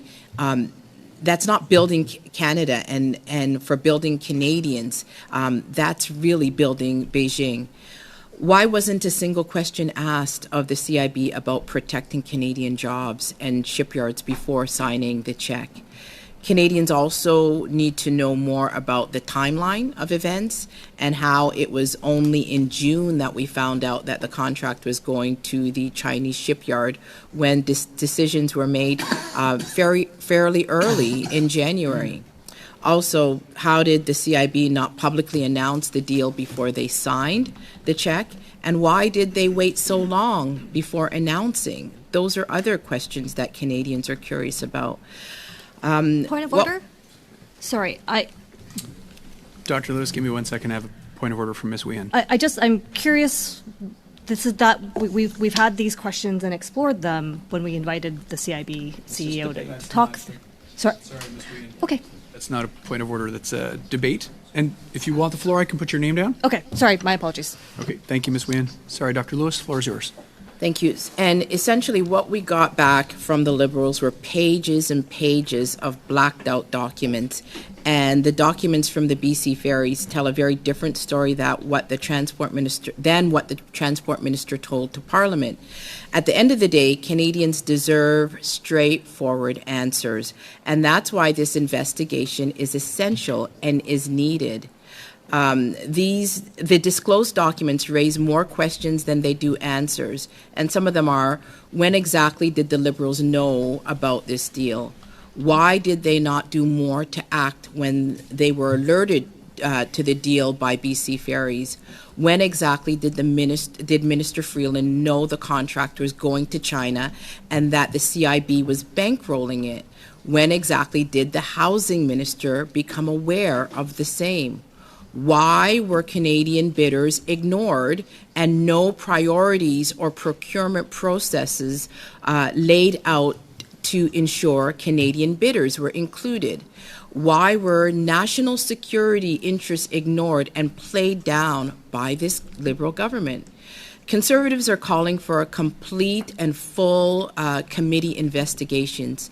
Canadians deserve accountability, and they deserve full disclosure. Full disclosure of the $1 billion deal at a time when our workers and economy are suffering. Thank you. Oh, yeah.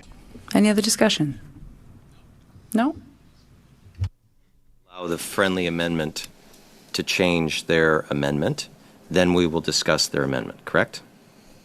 I see no objection to the friendly amendment to Mr. Lauzon's amendment, and now we'll have a discussion on Monsieur Lauzon's amendment. If we're all in accordance, we all agree? Okay, the floor is open to now discuss Mr. Lauzon's amendment. Discussion, commentaire? Discussions or comments?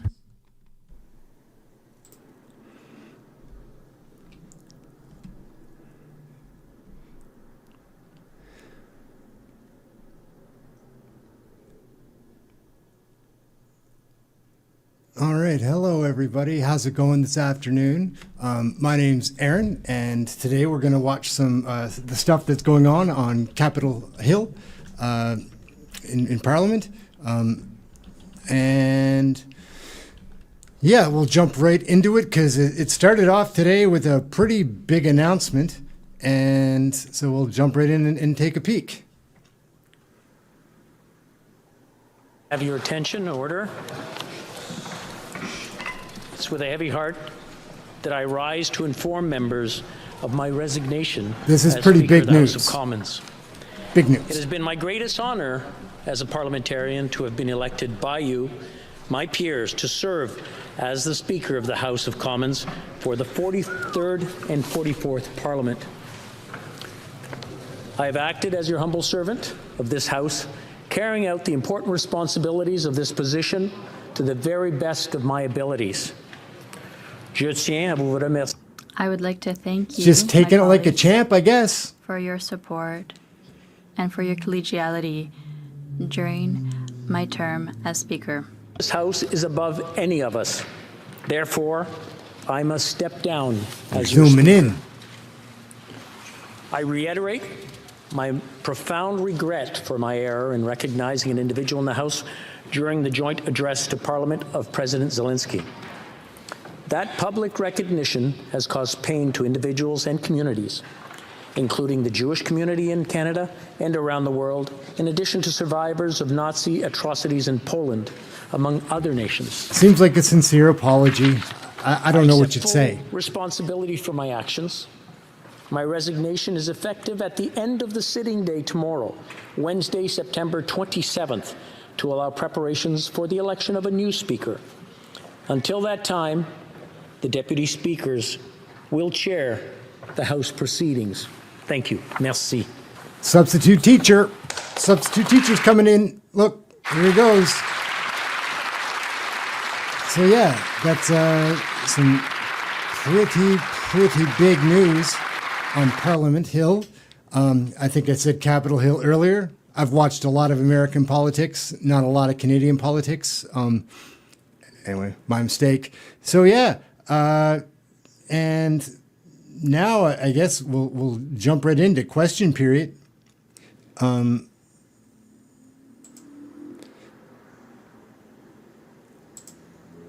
And yeah, we'll jump on question period. As well, so I just want to make sure the head audio gets pulled up. So Chris Donchemont is our new, or is the Speaker of the House today. Leader of the official opposition. Pierre Poilievre gets big applause every time. Seems really popular.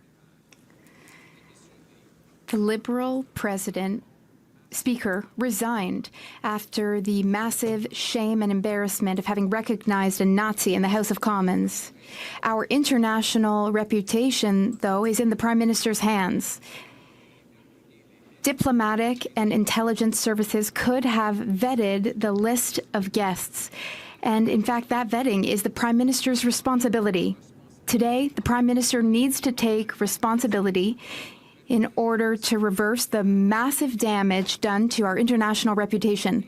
Will he rise in this place and apologize for this massive and shameful failure? It would seem that the Conservatives are not the Honourable House satisfied with Thank you, Mr. just the Speaker stepping down. They want an apology at least it is from the important Prime Minister's to office. highlight that the Speaker of the House of Commons is independent and elected by all members of this House. I thank the Speaker for taking responsibility for his actions. Thank you for taking this one for the and As he team. repeated just a few moments ago, it was his decision. He accepts responsibility for it, and I think that was the honorable and the right thing to do. The Honorable Opposition Leader. Yes, but the Prime Minister's intelligence and protocol services had the right to ask for lists of all those who would be recognized. What's more, the responsibility to defend Canada's reputation, that is the Prime Minister's responsibility. We are currently experiencing the worst blow to our reputation in all of our history. So where's the Prime Minister? Where's he hiding? Why won't he rise in the House of Commons to defend Canadians' reputation? Go get him, Peter. Go get him. Stick it to him. Ask those questions that you never get answers to. Remind remind the keep honourable asking. members whether we can, we cannot say whether someone is here or not in the chamber. You're a substitute teacher. Easy. On that line, Just very kidding. closely. Substitute Honourable, teachers. Just kidding. House Leader for the government. Thank you, Mr. Speaker. The opposition leader knows full well the Speaker of the House resigned today. He accepted responsibility for the decision that he made on his own. He alone decided to invite and recognize that individual. As all members of this House know full well, it was shameful for us as members. It was shameful for Canadians. He took responsibility, and that was the honorable decision. They are just trying to stick it to poor old Speaker Tony, has man. taken the fall Yeah, for the this exactly. We massive were saying this yesterday. international shame and embarrassment. But the Prime Minister's protocol and intelligence units had the right to ask for the list of all those who would be present and recognized around a war leader from a country that is trying to defend its freedom from not only an invasion, but a propaganda war. The Prime Minister did not carry out that responsibility, and now our nation's reputation is in tatters. Will he stand up and apologize to Canadians, to the Jewish community, to the Ukrainian people, and to the entire world for this mess that he helped create? Old Peter wants him to apologize to everybody. The Honourable Government Everyone. Poor old Katrina.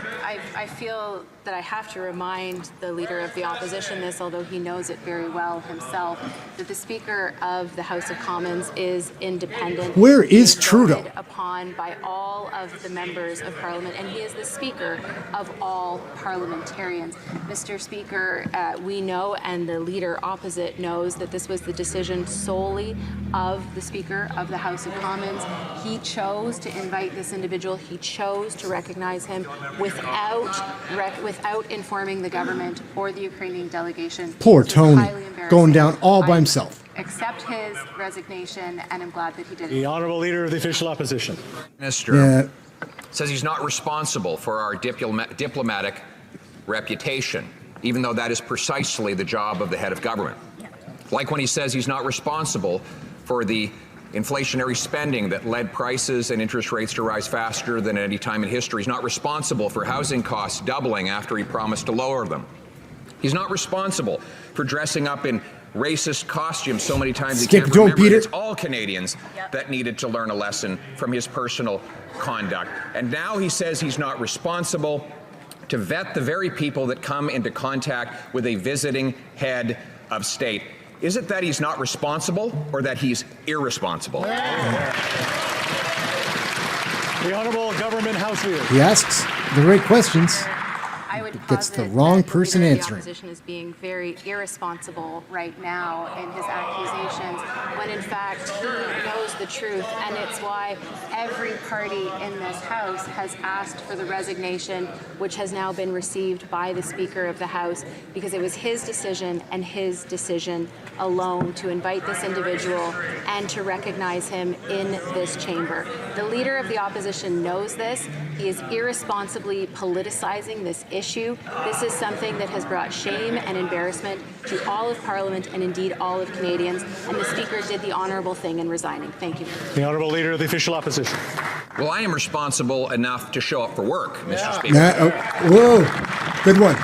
Go get him, PP. Go get him. Has there ever been a greater diplomatic embarrassment in the history of our country? I mean, literally.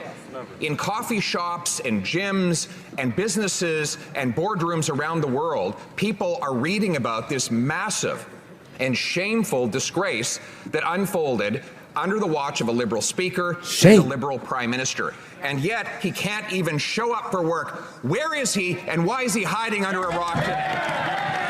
Everybody has a bad day. You kind of still have to go to work. Like, Justin's just hiding. He's just hiding. Where's he been? Get him under control, Chris. Yeah. I'm just going to stand here for a few minutes. I'm just a temporary guy. I'm just going to stand here.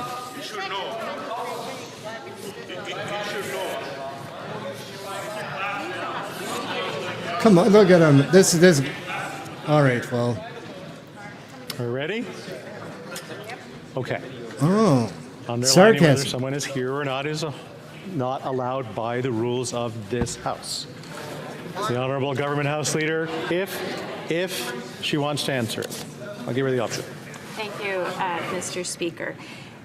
This is precisely why the Speaker of the House announced his resignation, because he took responsibility for his actions that have hurt parliamentarians and have hurt all Canadians and indeed Canada's reputation. That is why. How long do you think it's going to take for her to start bringing up her ironic, Mr. Jewish Speaker, roots? that we have Guaranteed she will. heard a word of support for Ukraine from the leader of the opposition until. It's what I would do if I was desperate. So I said, she's desperate. She's going to have to lean on her Jewish heritage. At some point, you got to garner sympathy somehow. Order! Pretty exciting day. Long day, looks like. Looks like.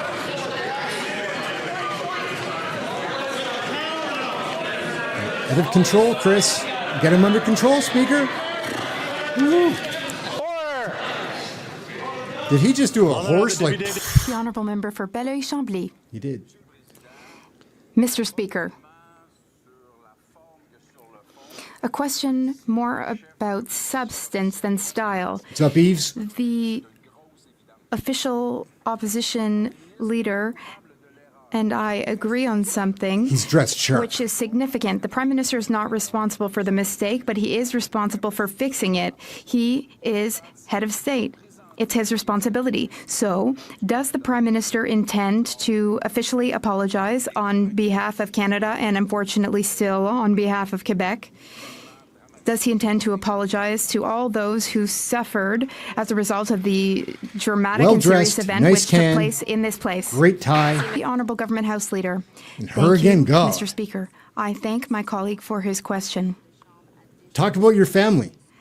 Your grandfather or Speaker something. already apologized for the decision that he made. It was a shameful decision for all of us as members and for all Canadians. All of us, but It was just important that he take Anthony Rodda. responsibility for his actions and Everybody decisions. but Anthony Everyone Rodda. in this House called for his resignation.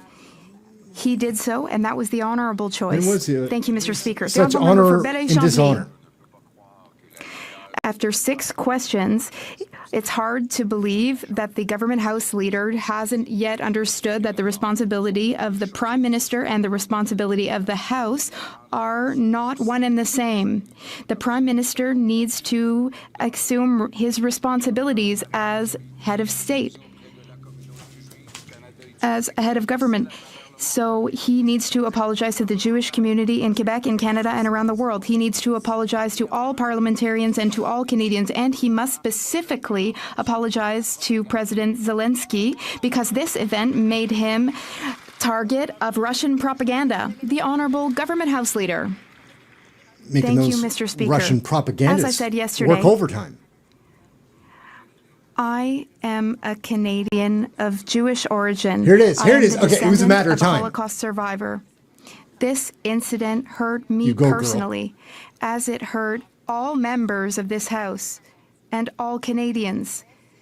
The incident also hurt President Zelensky. The Speaker of the House apologized and took responsibility for his decision, which was shameful and painful for us all. He did the responsible thing by resigning. Thank you, There's Mr. not much Speaker. more The honourable member for shameful Burnaby than South. what you're doing. Yesterday, it was manufacturers' Oh, turn great. to be summoned by the Innovation This Minister. clown. The I used to minister like knows this guy a full lot. well that they have jacked up Not prices anymore. because he's only asking them to Coward. stabilize prices. After the meeting, the minister said that inaction is not an option, except that that is exactly what he's been doing for the past 2 years. Will the minister make a commitment to Canadian families? Will he commit to them that their Thanksgiving meal will cost less this year than it did last year? The Honourable Innovation Minister. For real, though, nobody sports a turban Mr. better Speaker, than him. I thank my colleague for the question. I'm happy to hear Innovation, that science, and he industry. Also has read that we've said that inaction is not an option. Nerd. That is why we summoned major grocers in Canada to ask them to stabilize prices in Canada. And I expressed to them the frustration of 40 million Canadians. I told them that the number one issue that matters to Canadians is the cost of living, affordability, and grocery prices. That's why, Mr. Speaker, we tabled Bill C-56, which will address competition because we want more competition in Canada. And I hope the colleague will support that bill so that we can move forward. Liberal inaction is too costly. We have in Halifax a very serious situation. People currently living in a campground fear they'll be homeless when it closes for the season because there's simply nowhere else for them to go. These people have worked hard, they've got jobs, some live at the campground, some work there, but there's simply no other housing for them to rent in the surrounding area.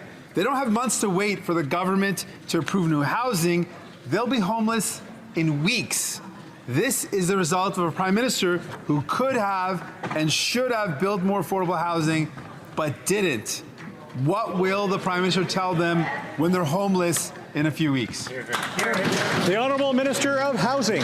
Homeless is a problem. Oh, Charlie Slick, here we go. Continue to invest in affordable housing, Mr. Handsome, Sean Fraser, province of Nova Scotia. Nova Scotia. I point out to the honourable member right now, as we speak, the City Council in Halifax is actually debating a motion to change the way that they permit homes to be built as a result of the Housing Accelerator Fund that's going to yield more homes for people who live in the city this of guy is Halifax. the In addition to changing the way cities build homes, we're putting incentives on the table to get more homes built, and we're going to work with jurisdictions that have local authority to figure out how we can continue to increase the affordable housing stock as we have been for the last number of years. I'm going to be pleased to work with my honourable colleague to advance solutions for some of the most vulnerable people in Canada. Go for it. Charlie Slick. The Speaker of the House took the fall, and the Prime Minister continues to blame everyone else. A full-blown international embarrassment for our country, for our allies, and for everything this nation did to defeat the Nazis. Nice An jacket. actual Nazi invited to the House of Commons, welcomed, and celebrated as a hero. And a government that vetted everyone here. Shame. The PM has called she's getting Canadian wound up. citizens Nazis. Will he And muster they're the zooming, courage and stand up on his feet today and take responsibility? The Honourable Government House Leader. Mr. Speaker, I think we all feel Complain about a sore back now. Go for more sympathy. on Friday. Had anyone in this House known what the Speaker was going to do ahead of time and who this person was, I am certain that not a single She has a person cute bracelet, would though. have stood in this House of Commons. But the fact of the matter is, and my Conservative colleagues know this, that neither the Prime Minister nor the government nor the Ukrainian delegation or any parliamentarian in this place knew ahead of time. It was the Speaker's decision. He's taken responsibility and he has resigned. Thank you, Mr. Speaker. Member for Thornhill. The minister who is Okay. now whispering was louder when she also wound- painted go Canadians full blown. as Nazis, Get and upset. she can't bring herself to apologize for an actual Nazi this government vetted. Worse even, she tried to strike it from the historical record of this House as if it never happened. A descendant of Holocaust survivors distorting the Holocaust. You should be ashamed of yourself. Ooh. It's pretty harsh. It's pretty harsh for old question period. Oh, they're standing up. I don't know that. Yeah, that's true though. It's true. It's a good argument. Blame it on Anthony Rota. Questions and comments to be through the chair. The Honourable Member for Thornhill, you have about 5 seconds left there. How many times I'm going to have to ask this Prime Minister for an apology that he has slandered, dishonored, and embarrassed Holocaust survivors, but I think 2 times is too many. What an interesting haircut she has.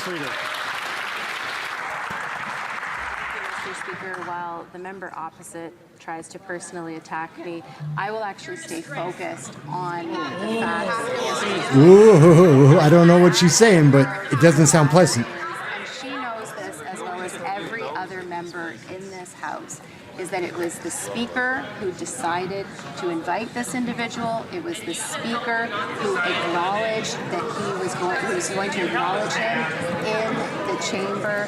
No one in this chamber knew ahead of time of who he was. The Speaker has taken full responsibility for this. He has resigned. It was the right thing to do. It was the honorable thing to do. And it is something that had to be done. They only gave her one line. They should have given her more lines to deliver. Like, instead of just like, it was his fault, he said he did it, so he apologized, he resigned, and that's it. That's all they gave her. Global Affairs, the Privy Council, What have the you got? Diplomatic Protocol Office, Marty Parliamentary Protection Morantz. Services, and the RCMP. What do they all have in common? They all have massive resources for vetting visitors to this place. The Prime Minister just threw the Speaker under the bus. But the truth is, It is the true. buck stops with him. Allowing a Nazi to be honored in this chamber has embarrassed Canada on the international stage. Shame on him for bringing shame on this chamber. Shame. Will the Prime Minister finally take responsibility, do the right thing, and apologize? He will not. He will not. Honorable Government House Leader. Oh, the government house leader again? They got to get a new one. Speaker, I will remind my Shouldn't you resign? because they seem to have forgotten that they also called No, them they messed up on the graphic. resignation this morning because they recognized that it was actually the Speaker who did this on his own. Instead of trying to cast blame where no blame should be cast, the Speaker has taken responsibility for his actions. He has resigned. It was the honorable thing to do. It was the right thing to do after a moment in our history on Friday that was deeply embarrassing, deeply shameful for Canadians, and that has hurt all of us as parliamentarians and Canadians. Thank you, Mr. Speaker. What's going to be fun is if she comes up and Minister and that member tried to bury this sordid affair with a motion to strike history from the record. For the sake of the 6 million Jews who perished at the hands of the Nazis, Conservatives said no. This affair has resulted in a diplomatic disaster for Canada and gives the Russian government and their illegal invasion a propaganda win. When will the PM stop trying to erase history, take responsibility for once, and apologize? The Honorable Government House Leader. one of these times she's going to be asked a question that doesn't have to do with what she's speaking about and give the same answer. Thank you. Exactly. Now she's giving the shortened version of the same answer. Mr. Speaker, I just said that. I'll share with you a few headlines in media around the world since Friday's event. Deeply hurtful. Go Pierre Paul Hus. A Nazi veteran was invited to the Canadian visitors, for example, during the visit loans for the past 3 years. Unfortunately, what awaits them is bankruptcy. Subsidies. Others end on was in politics. SS was even invited to attend an event in the House of Commons is appalling. That he was honored during the address of the Ukrainian president is an inexcusable Mark Strahl just got a fresh new tight perm. SS committed numerous atrocities in Poland. Old school and members perm. of the Polish government have now demanded an apology. You don't see for that this style very often international anymore. Embarrassment. This has become a diplomatic disaster requiring immediate action from the Prime Minister. So will he finally take responsibility, do the right thing, and apologize? And I got a perm. The Honourable Government House Leader. Mr. Speaker, as the member opposite knows full well, it was the Speaker of the House who invited this individual. Who Tories chose got to to get off it. recognize Stop him it. Like, they're not going to give it. not a single Trudeau member didn't even in show this up. He doesn't House, give a shit. The government, the Prime Minister, He doesn't or care. the Ukrainian He's in delegation. Auschwitz, hanging This out, caused just checking it enormous out, hurt to sightseeing. communities across this country, including Polish Canadians. And for that, the Speaker has apologized. He has resigned. That was the right thing to do. Thank you, Mr. Speaker. Chilliwack Hope. Prime Minister and his office, who organized President Zelensky's visit down to the most minute detail. Every moment of the visit was planned, and every guest in this House should have been vetted or was vetted by the Prime Minister's office. But somehow, a member of the Nazi Waffen-SS was not only allowed to attend, but was celebrated on the floor of this House. The Prime Minister's office organized the entire event. The Prime Minister's office vetted the entire guest list. So when will he finally take responsibility, come out of hiding, and apologize? The Honourable Government House Leader. Mr. Speaker, my conservative Where is colleague Trudeau? opposite continues to spread false information. And again, I don't want to hear her say the same thing again, but they're asking the same question. And where is Trudeau? That's the funny thing. He should be answering these questions. I don't think that I think he knew he wasn't going to be able to take it. Old Peter Pan had some really sassy things to say. Like, he just avoided it. He called in sick.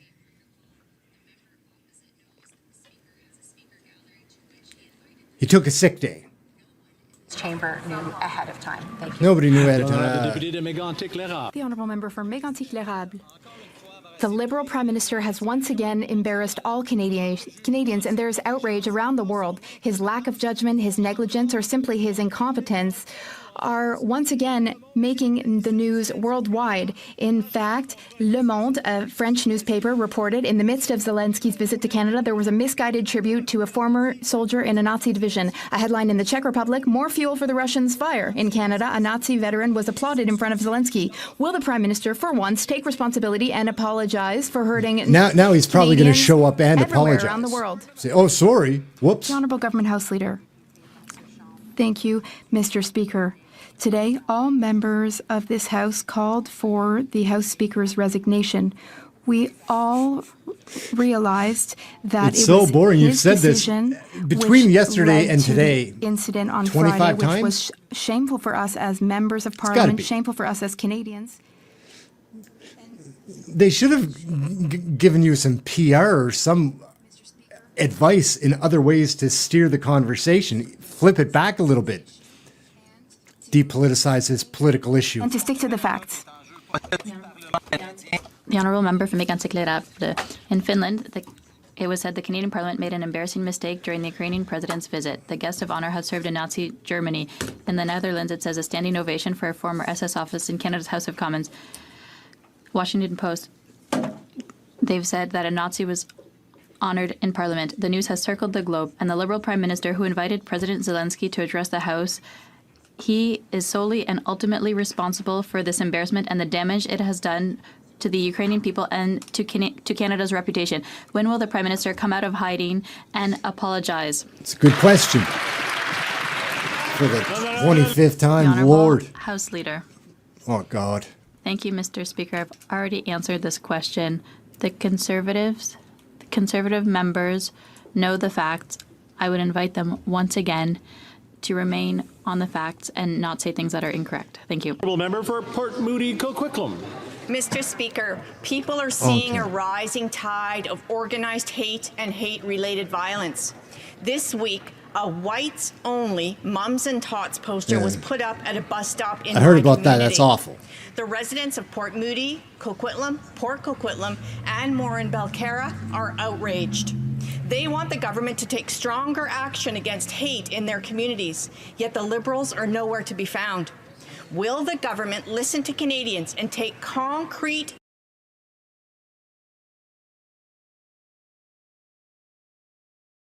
action to combat all forms of hate, discrimination, racism, and violence?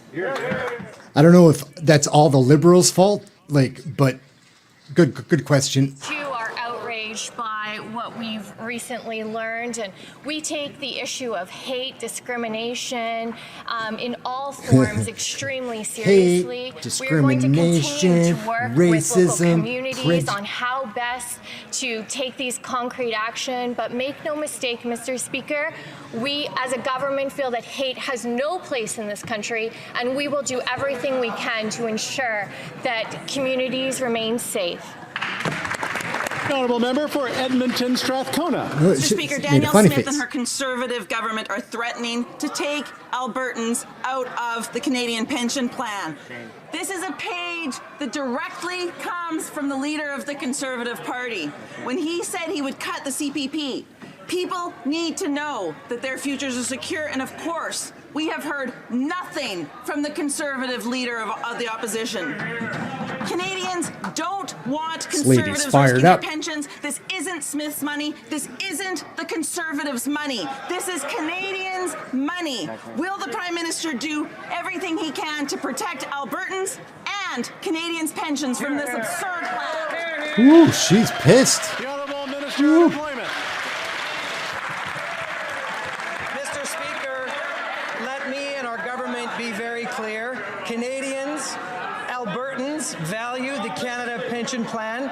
Every single Edmontonian, every single Albertan that I have spoken to on this issue, including email in my inbox this very day, Mr. Speaker, is about the government of Alberta keeping their hands off of Canadian pensions, making sure it stays under the management of Canada, Mr. Speaker.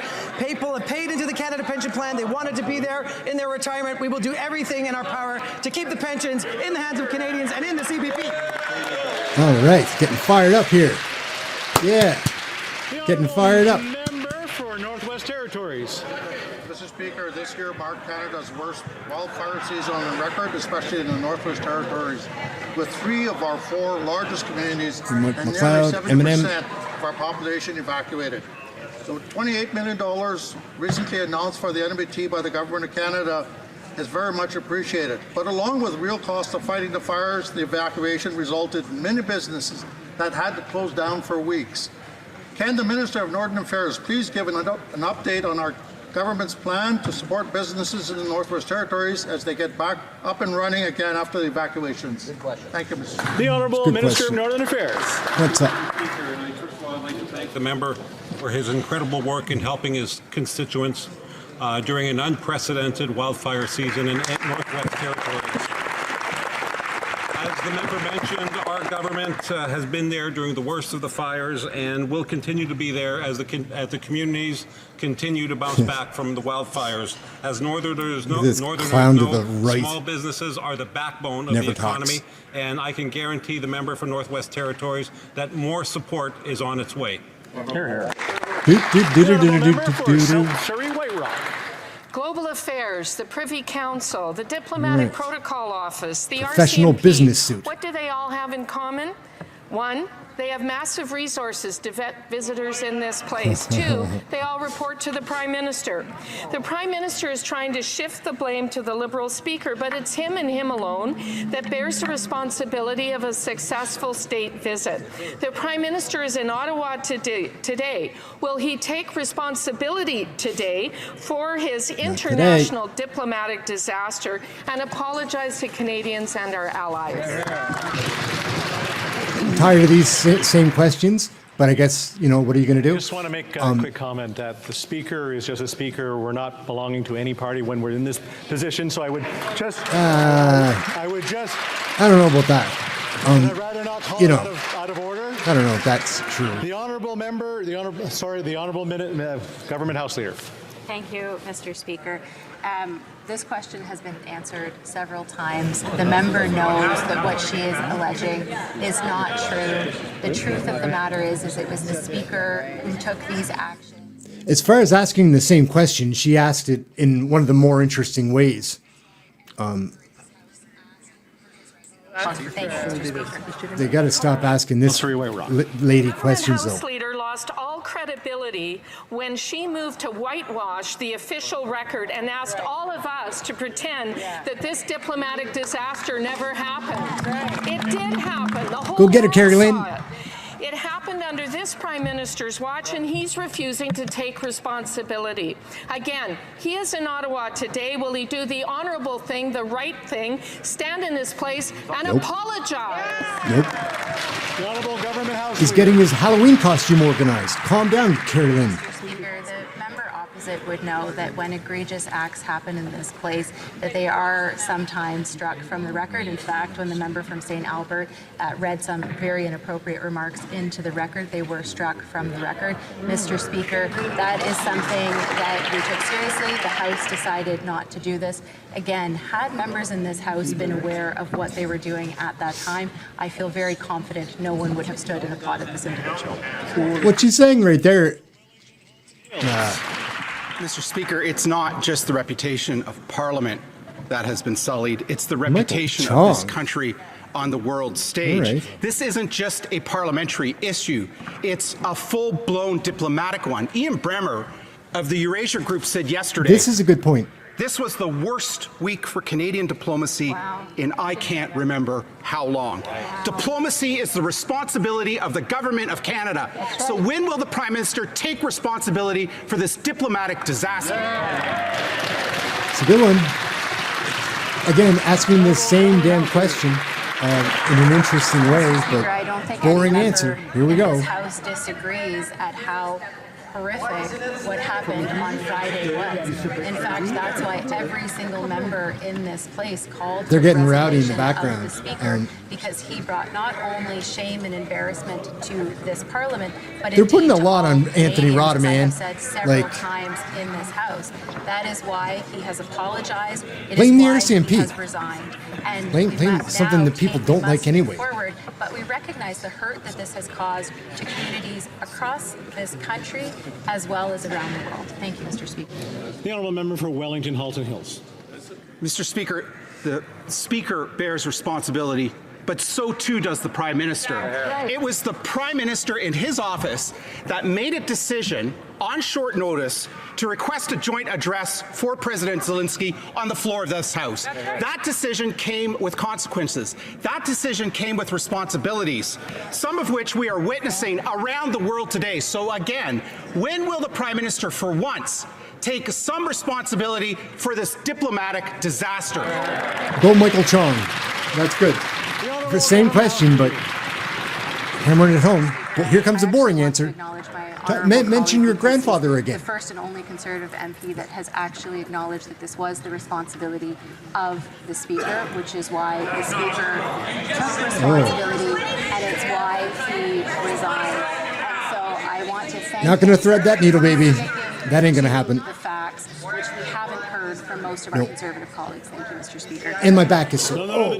The Honourable Member for Avignon-La-Métis, Matane-Matapédia.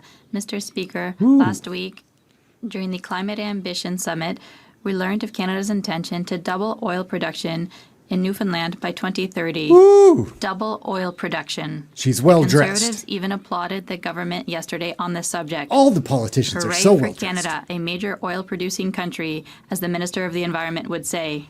Mr. Speaker, in the fight against climate change, does the Minister of the Environment think it's good news when the Conservatives applaud him? The Honourable Minister of the Environment. It's funny. Oh, Mr. yes. Speaker. Minister of the Environment. That's what he looks like. He looks like an environment guy. Thank you, Mr. Speaker. Can't afford a I thank haircut. my colleague for her question. Last week, Hippie. there were two pieces of good news.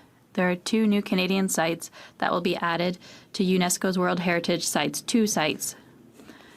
That might not be a good news for the Bloc Québécois.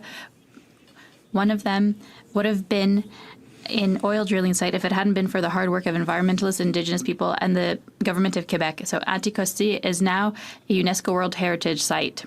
The Honourable Member for Avignon-La-Métis, Matane-Matapédia. Mr. Speaker, 2023 is on track to be the hottest year on record. Hot as British hell. Columbia, Alberta, the weather. Northwest Territories, Nova Scotia, and Quebec have suffered forest fires on a dramatic, unprecedented scale. That's true. Biodiversity is threatened. Oceans are warming to record levels. Yet the Liberal Conservative coalition applauds increased drilling in the Atlantic. Listening to them applaud, you'd think we didn't need to reduce our dependence on oil, we needed to increase production. What will it take for them to realize that they are playing a very dangerous game for humanity?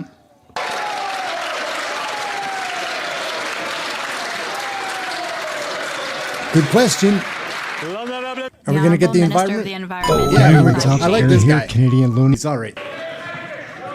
Mr. Speaker, if the Bloc It's little was hands. as enthusiastic about working with us to fight climate change, things would go even better. But, Mr. Speaker, Canada is the only major oil-producing country to be invited to the Climate Ambition Summit last week. Why? Because we have the most ambitious goals to reduce methane emissions, because we are the only G20 country to have eliminated subsidies for fossil fuels. No other G20 country did it. We did it 2 years earlier than expected, and the Prime Minister said we would cap emissions from oil and gas. We are the only country in the world, Mr. Speaker, to have made that commitment. The honourable member for Selkirk, Interlake, Eastman. These Liberals have embarrassed Canada, insulted the Jewish community, undermined our Ukrainian allies, and disrespected our veterans. And this Prime Minister refuses to accept any responsibility. He's either willfully or ignorantly discarded his duty to protect President Zelensky from this international disaster. Because of his negligence, Liberals have helped fuel Russia's propaganda machine against Ukraine. So will the Prime Minister finally accept responsibility, stand in this House, and apologize to all Canadians and to our Ukrainian allies? Still wearing the Ukrainian tie. He's got a ribbon, his handkerchief. Oh, God. Turn her off. Stop it. Acknowledge this individual was the Speaker's and the Speaker's alone. For that, he has apologized. For that, he has resigned. Mr. Speaker, this is something that has brought shame and embarrassment to all of us as parliamentarians. What about your grandfather? To all Canadians. It has hurt Canadian communities across this country. Jewish Canadians, Ukrainian communities, any community that was impacted by the Holocaust. Thank you, Mr. Speaker. The honourable member for Kildonan St. Paul. On Friday, Parliament stood and honoured a Nazi. It is unbelievable that this happened, and the Canadian people deserve to be represented with dignity in this House and on the world stage, and that was taken away from them. The Liberals have so profoundly failed Canadians. This is beyond shameful and embarrassing, and it will never be forgotten. Now the Speaker has resigned, but the Prime Minister bears responsibility. Interesting choice. He is in charge. This happened under his watch. Will he finally do the right thing and apologize to Canadians? Probably not. The Honourable Government House Leader. I think we all agree with my honourable colleague that we wish this had never happened, because it did bring shame and embarrassment to every single member of this House, as well as every single Canadian. Unfortunately, it was the Speaker and the Speaker alone who chose to invite this individual and acknowledge this individual in the gallery, unbeknownst to any member of Parliament in here, which is why every single member present stood and applauded, because they were led to believe this individual was someone who he wasn't. We know that that was not the case. The Speaker has taken responsibility and he has resigned. Kildonan St. Paul. There is no more time for Liberal excuses, Mr. Speaker, and more deflections. Canadians deserve far better than that. Friday was supposed to be a day where Canadians and Ukrainians were able to come together and stand against Putin's brutal regime and their illegal, brutal, deadly invasion of Ukraine. The President of Ukraine was in Parliament. The world's eyes were on Canada, but due to Liberal negligence and incompetence, a Nazi was honored at that time, Mr. Speaker. Canada has been profoundly embarrassed, and there will be lasting international consequences. The Prime Minister cannot escape his responsibility to this House and to Canadians. The buck stops with him, Mr. Speaker. Will he be apologizing to Canada and our world allies, yes or no? The Honourable Government House Leader. Again, I would ask my honourable colleagues to please stick to the facts. They all know that this was the decision of the Speaker of the House of Commons to both invite this individual and recognize him without informing a single member of Parliament, the Prime Minister, the government, or the Ukrainian delegation. We all feel completely embarrassed and shamed by this fact. And for this, the Speaker has not only apologized, he has... Okay, that answer's really old by now. However, they're getting better at asking the questions. They're getting more pissed off. But I would prefer to see some other questions today, to see some other people speaking. In my writing, Who do we got? Of Laval, an American politician. No, he's have French. Shared with me Must be from their Vermont. concerns about the rising cost of living in terms of food prices, Bob Dole, and housing costs. Could the Minister of Innovation, Science and Industry please inform the House of the steps the government is taking to make life more affordable for Canadians? Thank you, Mr. Speaker. The Honourable Minister of Innovation. Mr. Speaker, I'd first like to thank the member for Laval-les-Îles for his work. In fact, Mr. Speaker, we know that the people of Laval are focused on the work. We've taken concrete action to help people at a time when the cost of food is the #1 issue. Mr. Speaker, this morning I met with major manufacturers to tell them 3 things. First, to express the frustration people are feeling throughout the country, including the people of Laval, saying that the cost of groceries is the #1 issue. Number 2, I asked them to be a part of the solution because we all have a role to play to help Canadians during a difficult time. Mr. Speaker, I can assure people that with the member of Laval-les-Îles, we will continue to fight. The Honourable Member for Edmonton Millwoods. Mr. Speaker, I was honoured to introduce the National Holocaust Monument Bill in this House, which received unanimous support from all parties. This monument helps Canadians learn more about the horrors of the Holocaust. But never did I imagine that in this same House of Commons, a Nazi would be invited and honoured in this place.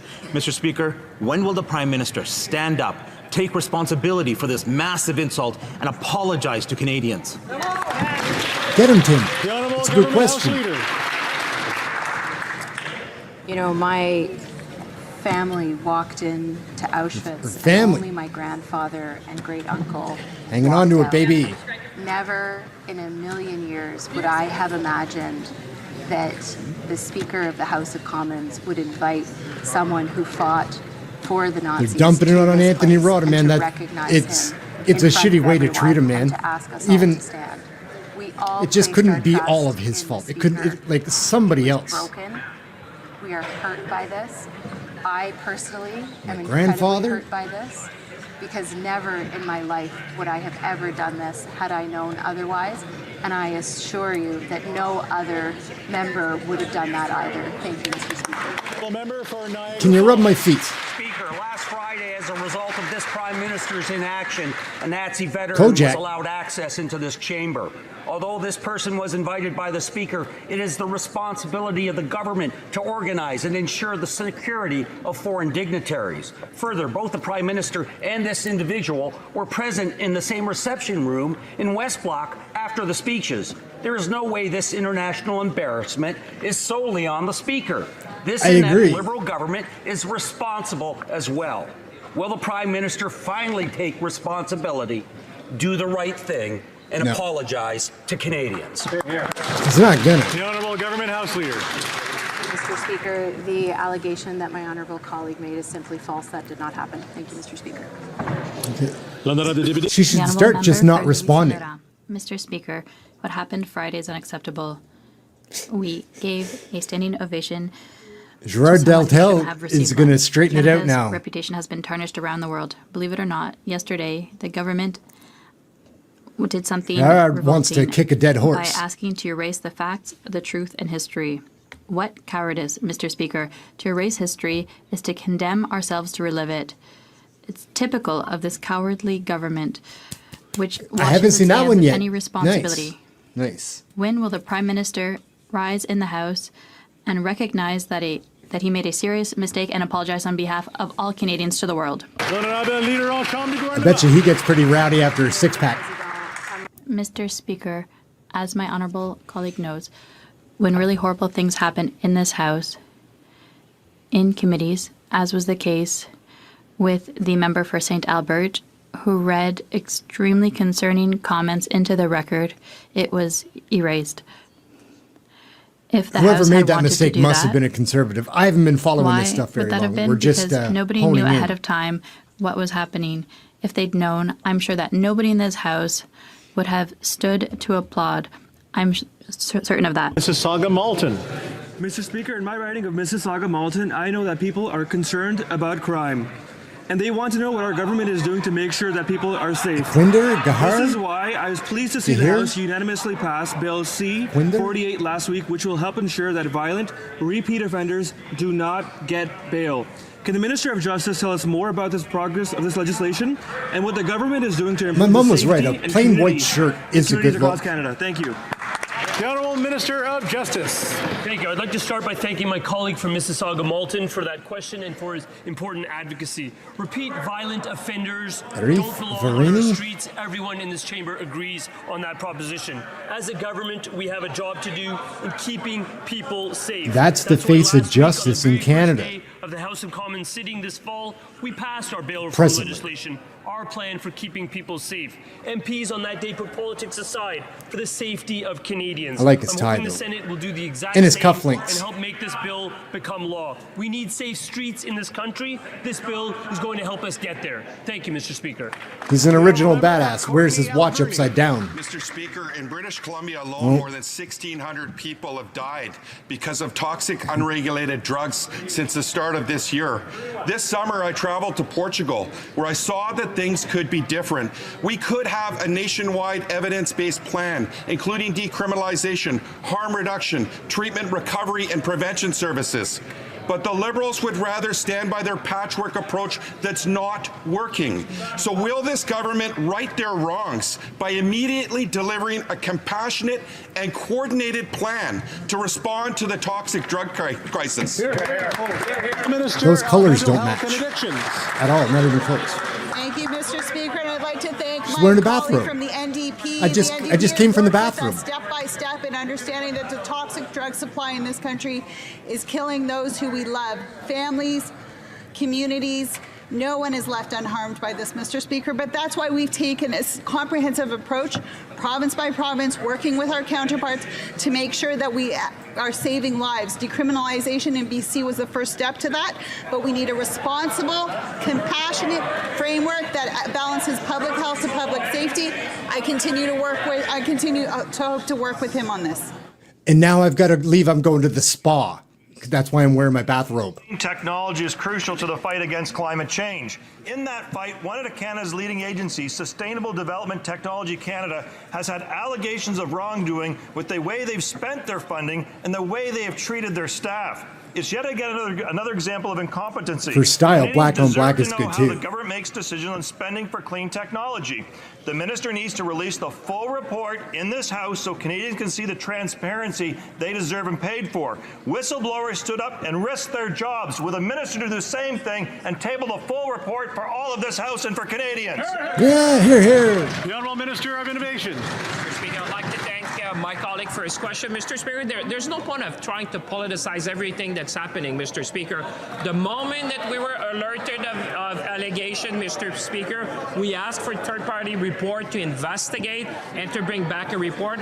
I can assure the member in this House and all Canadians that we'll look at the report, we'll take all the necessary actions, Mr. Speaker. We expect the highest standards of ethics and professionalism when it comes to agencies that are funded by the Government of Canada.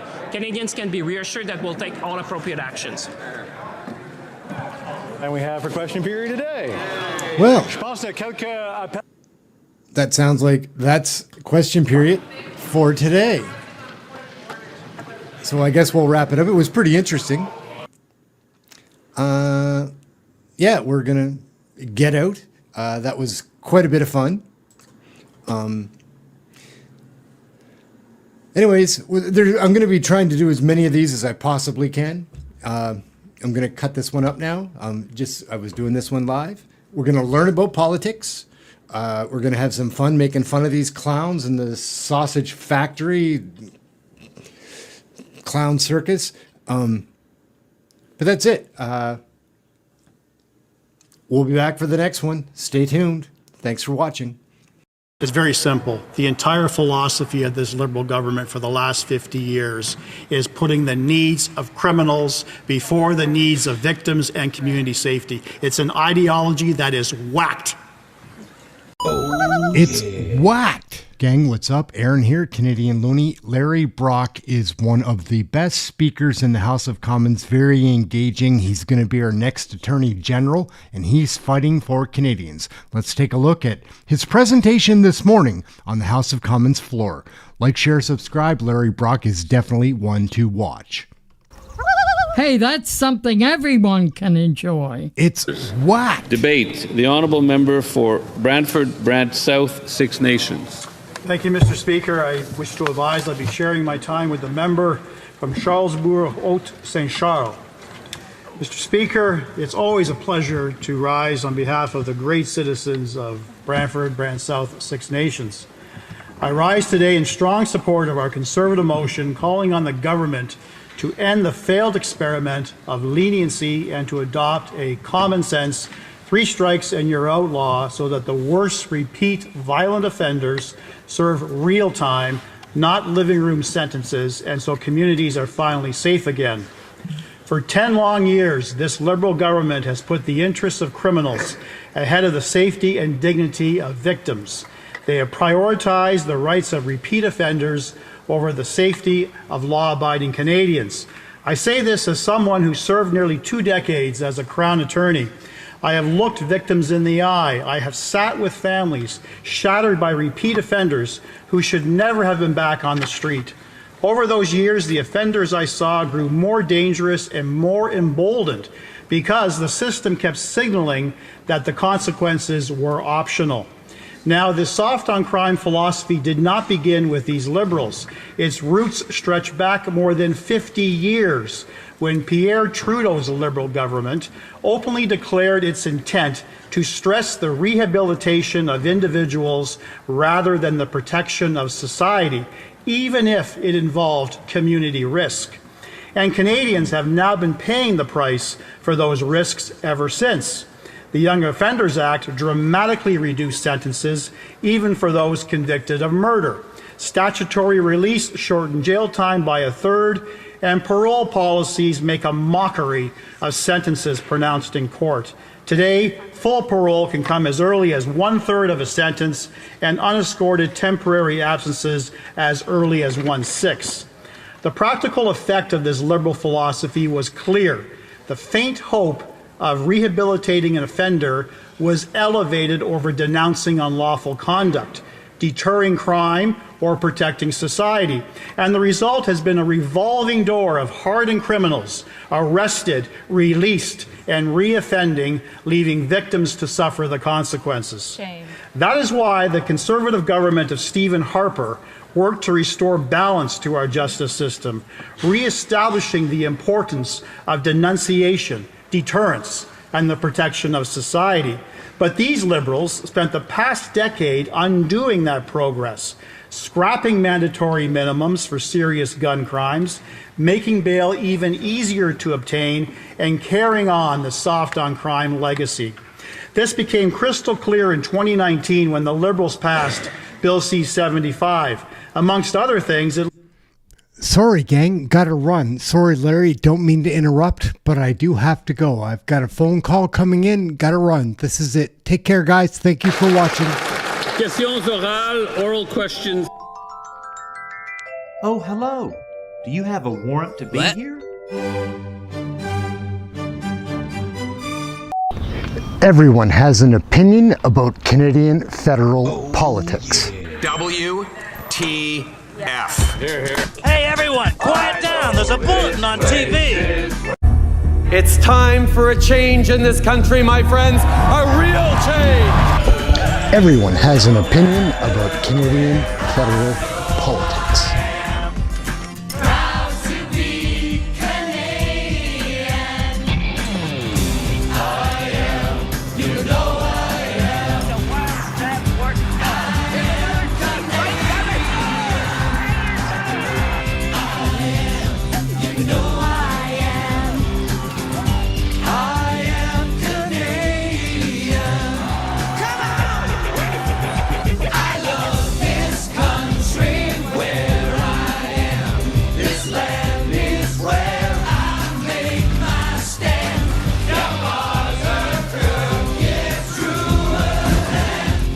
The one we call Canadians.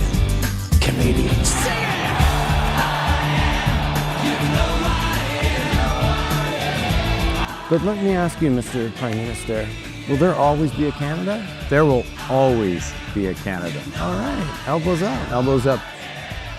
Hey gang, what's up? Just Aaron right here, Canadian Looney. We have issues in Canada, right? Unless you're completely head in the sand, be aware of this.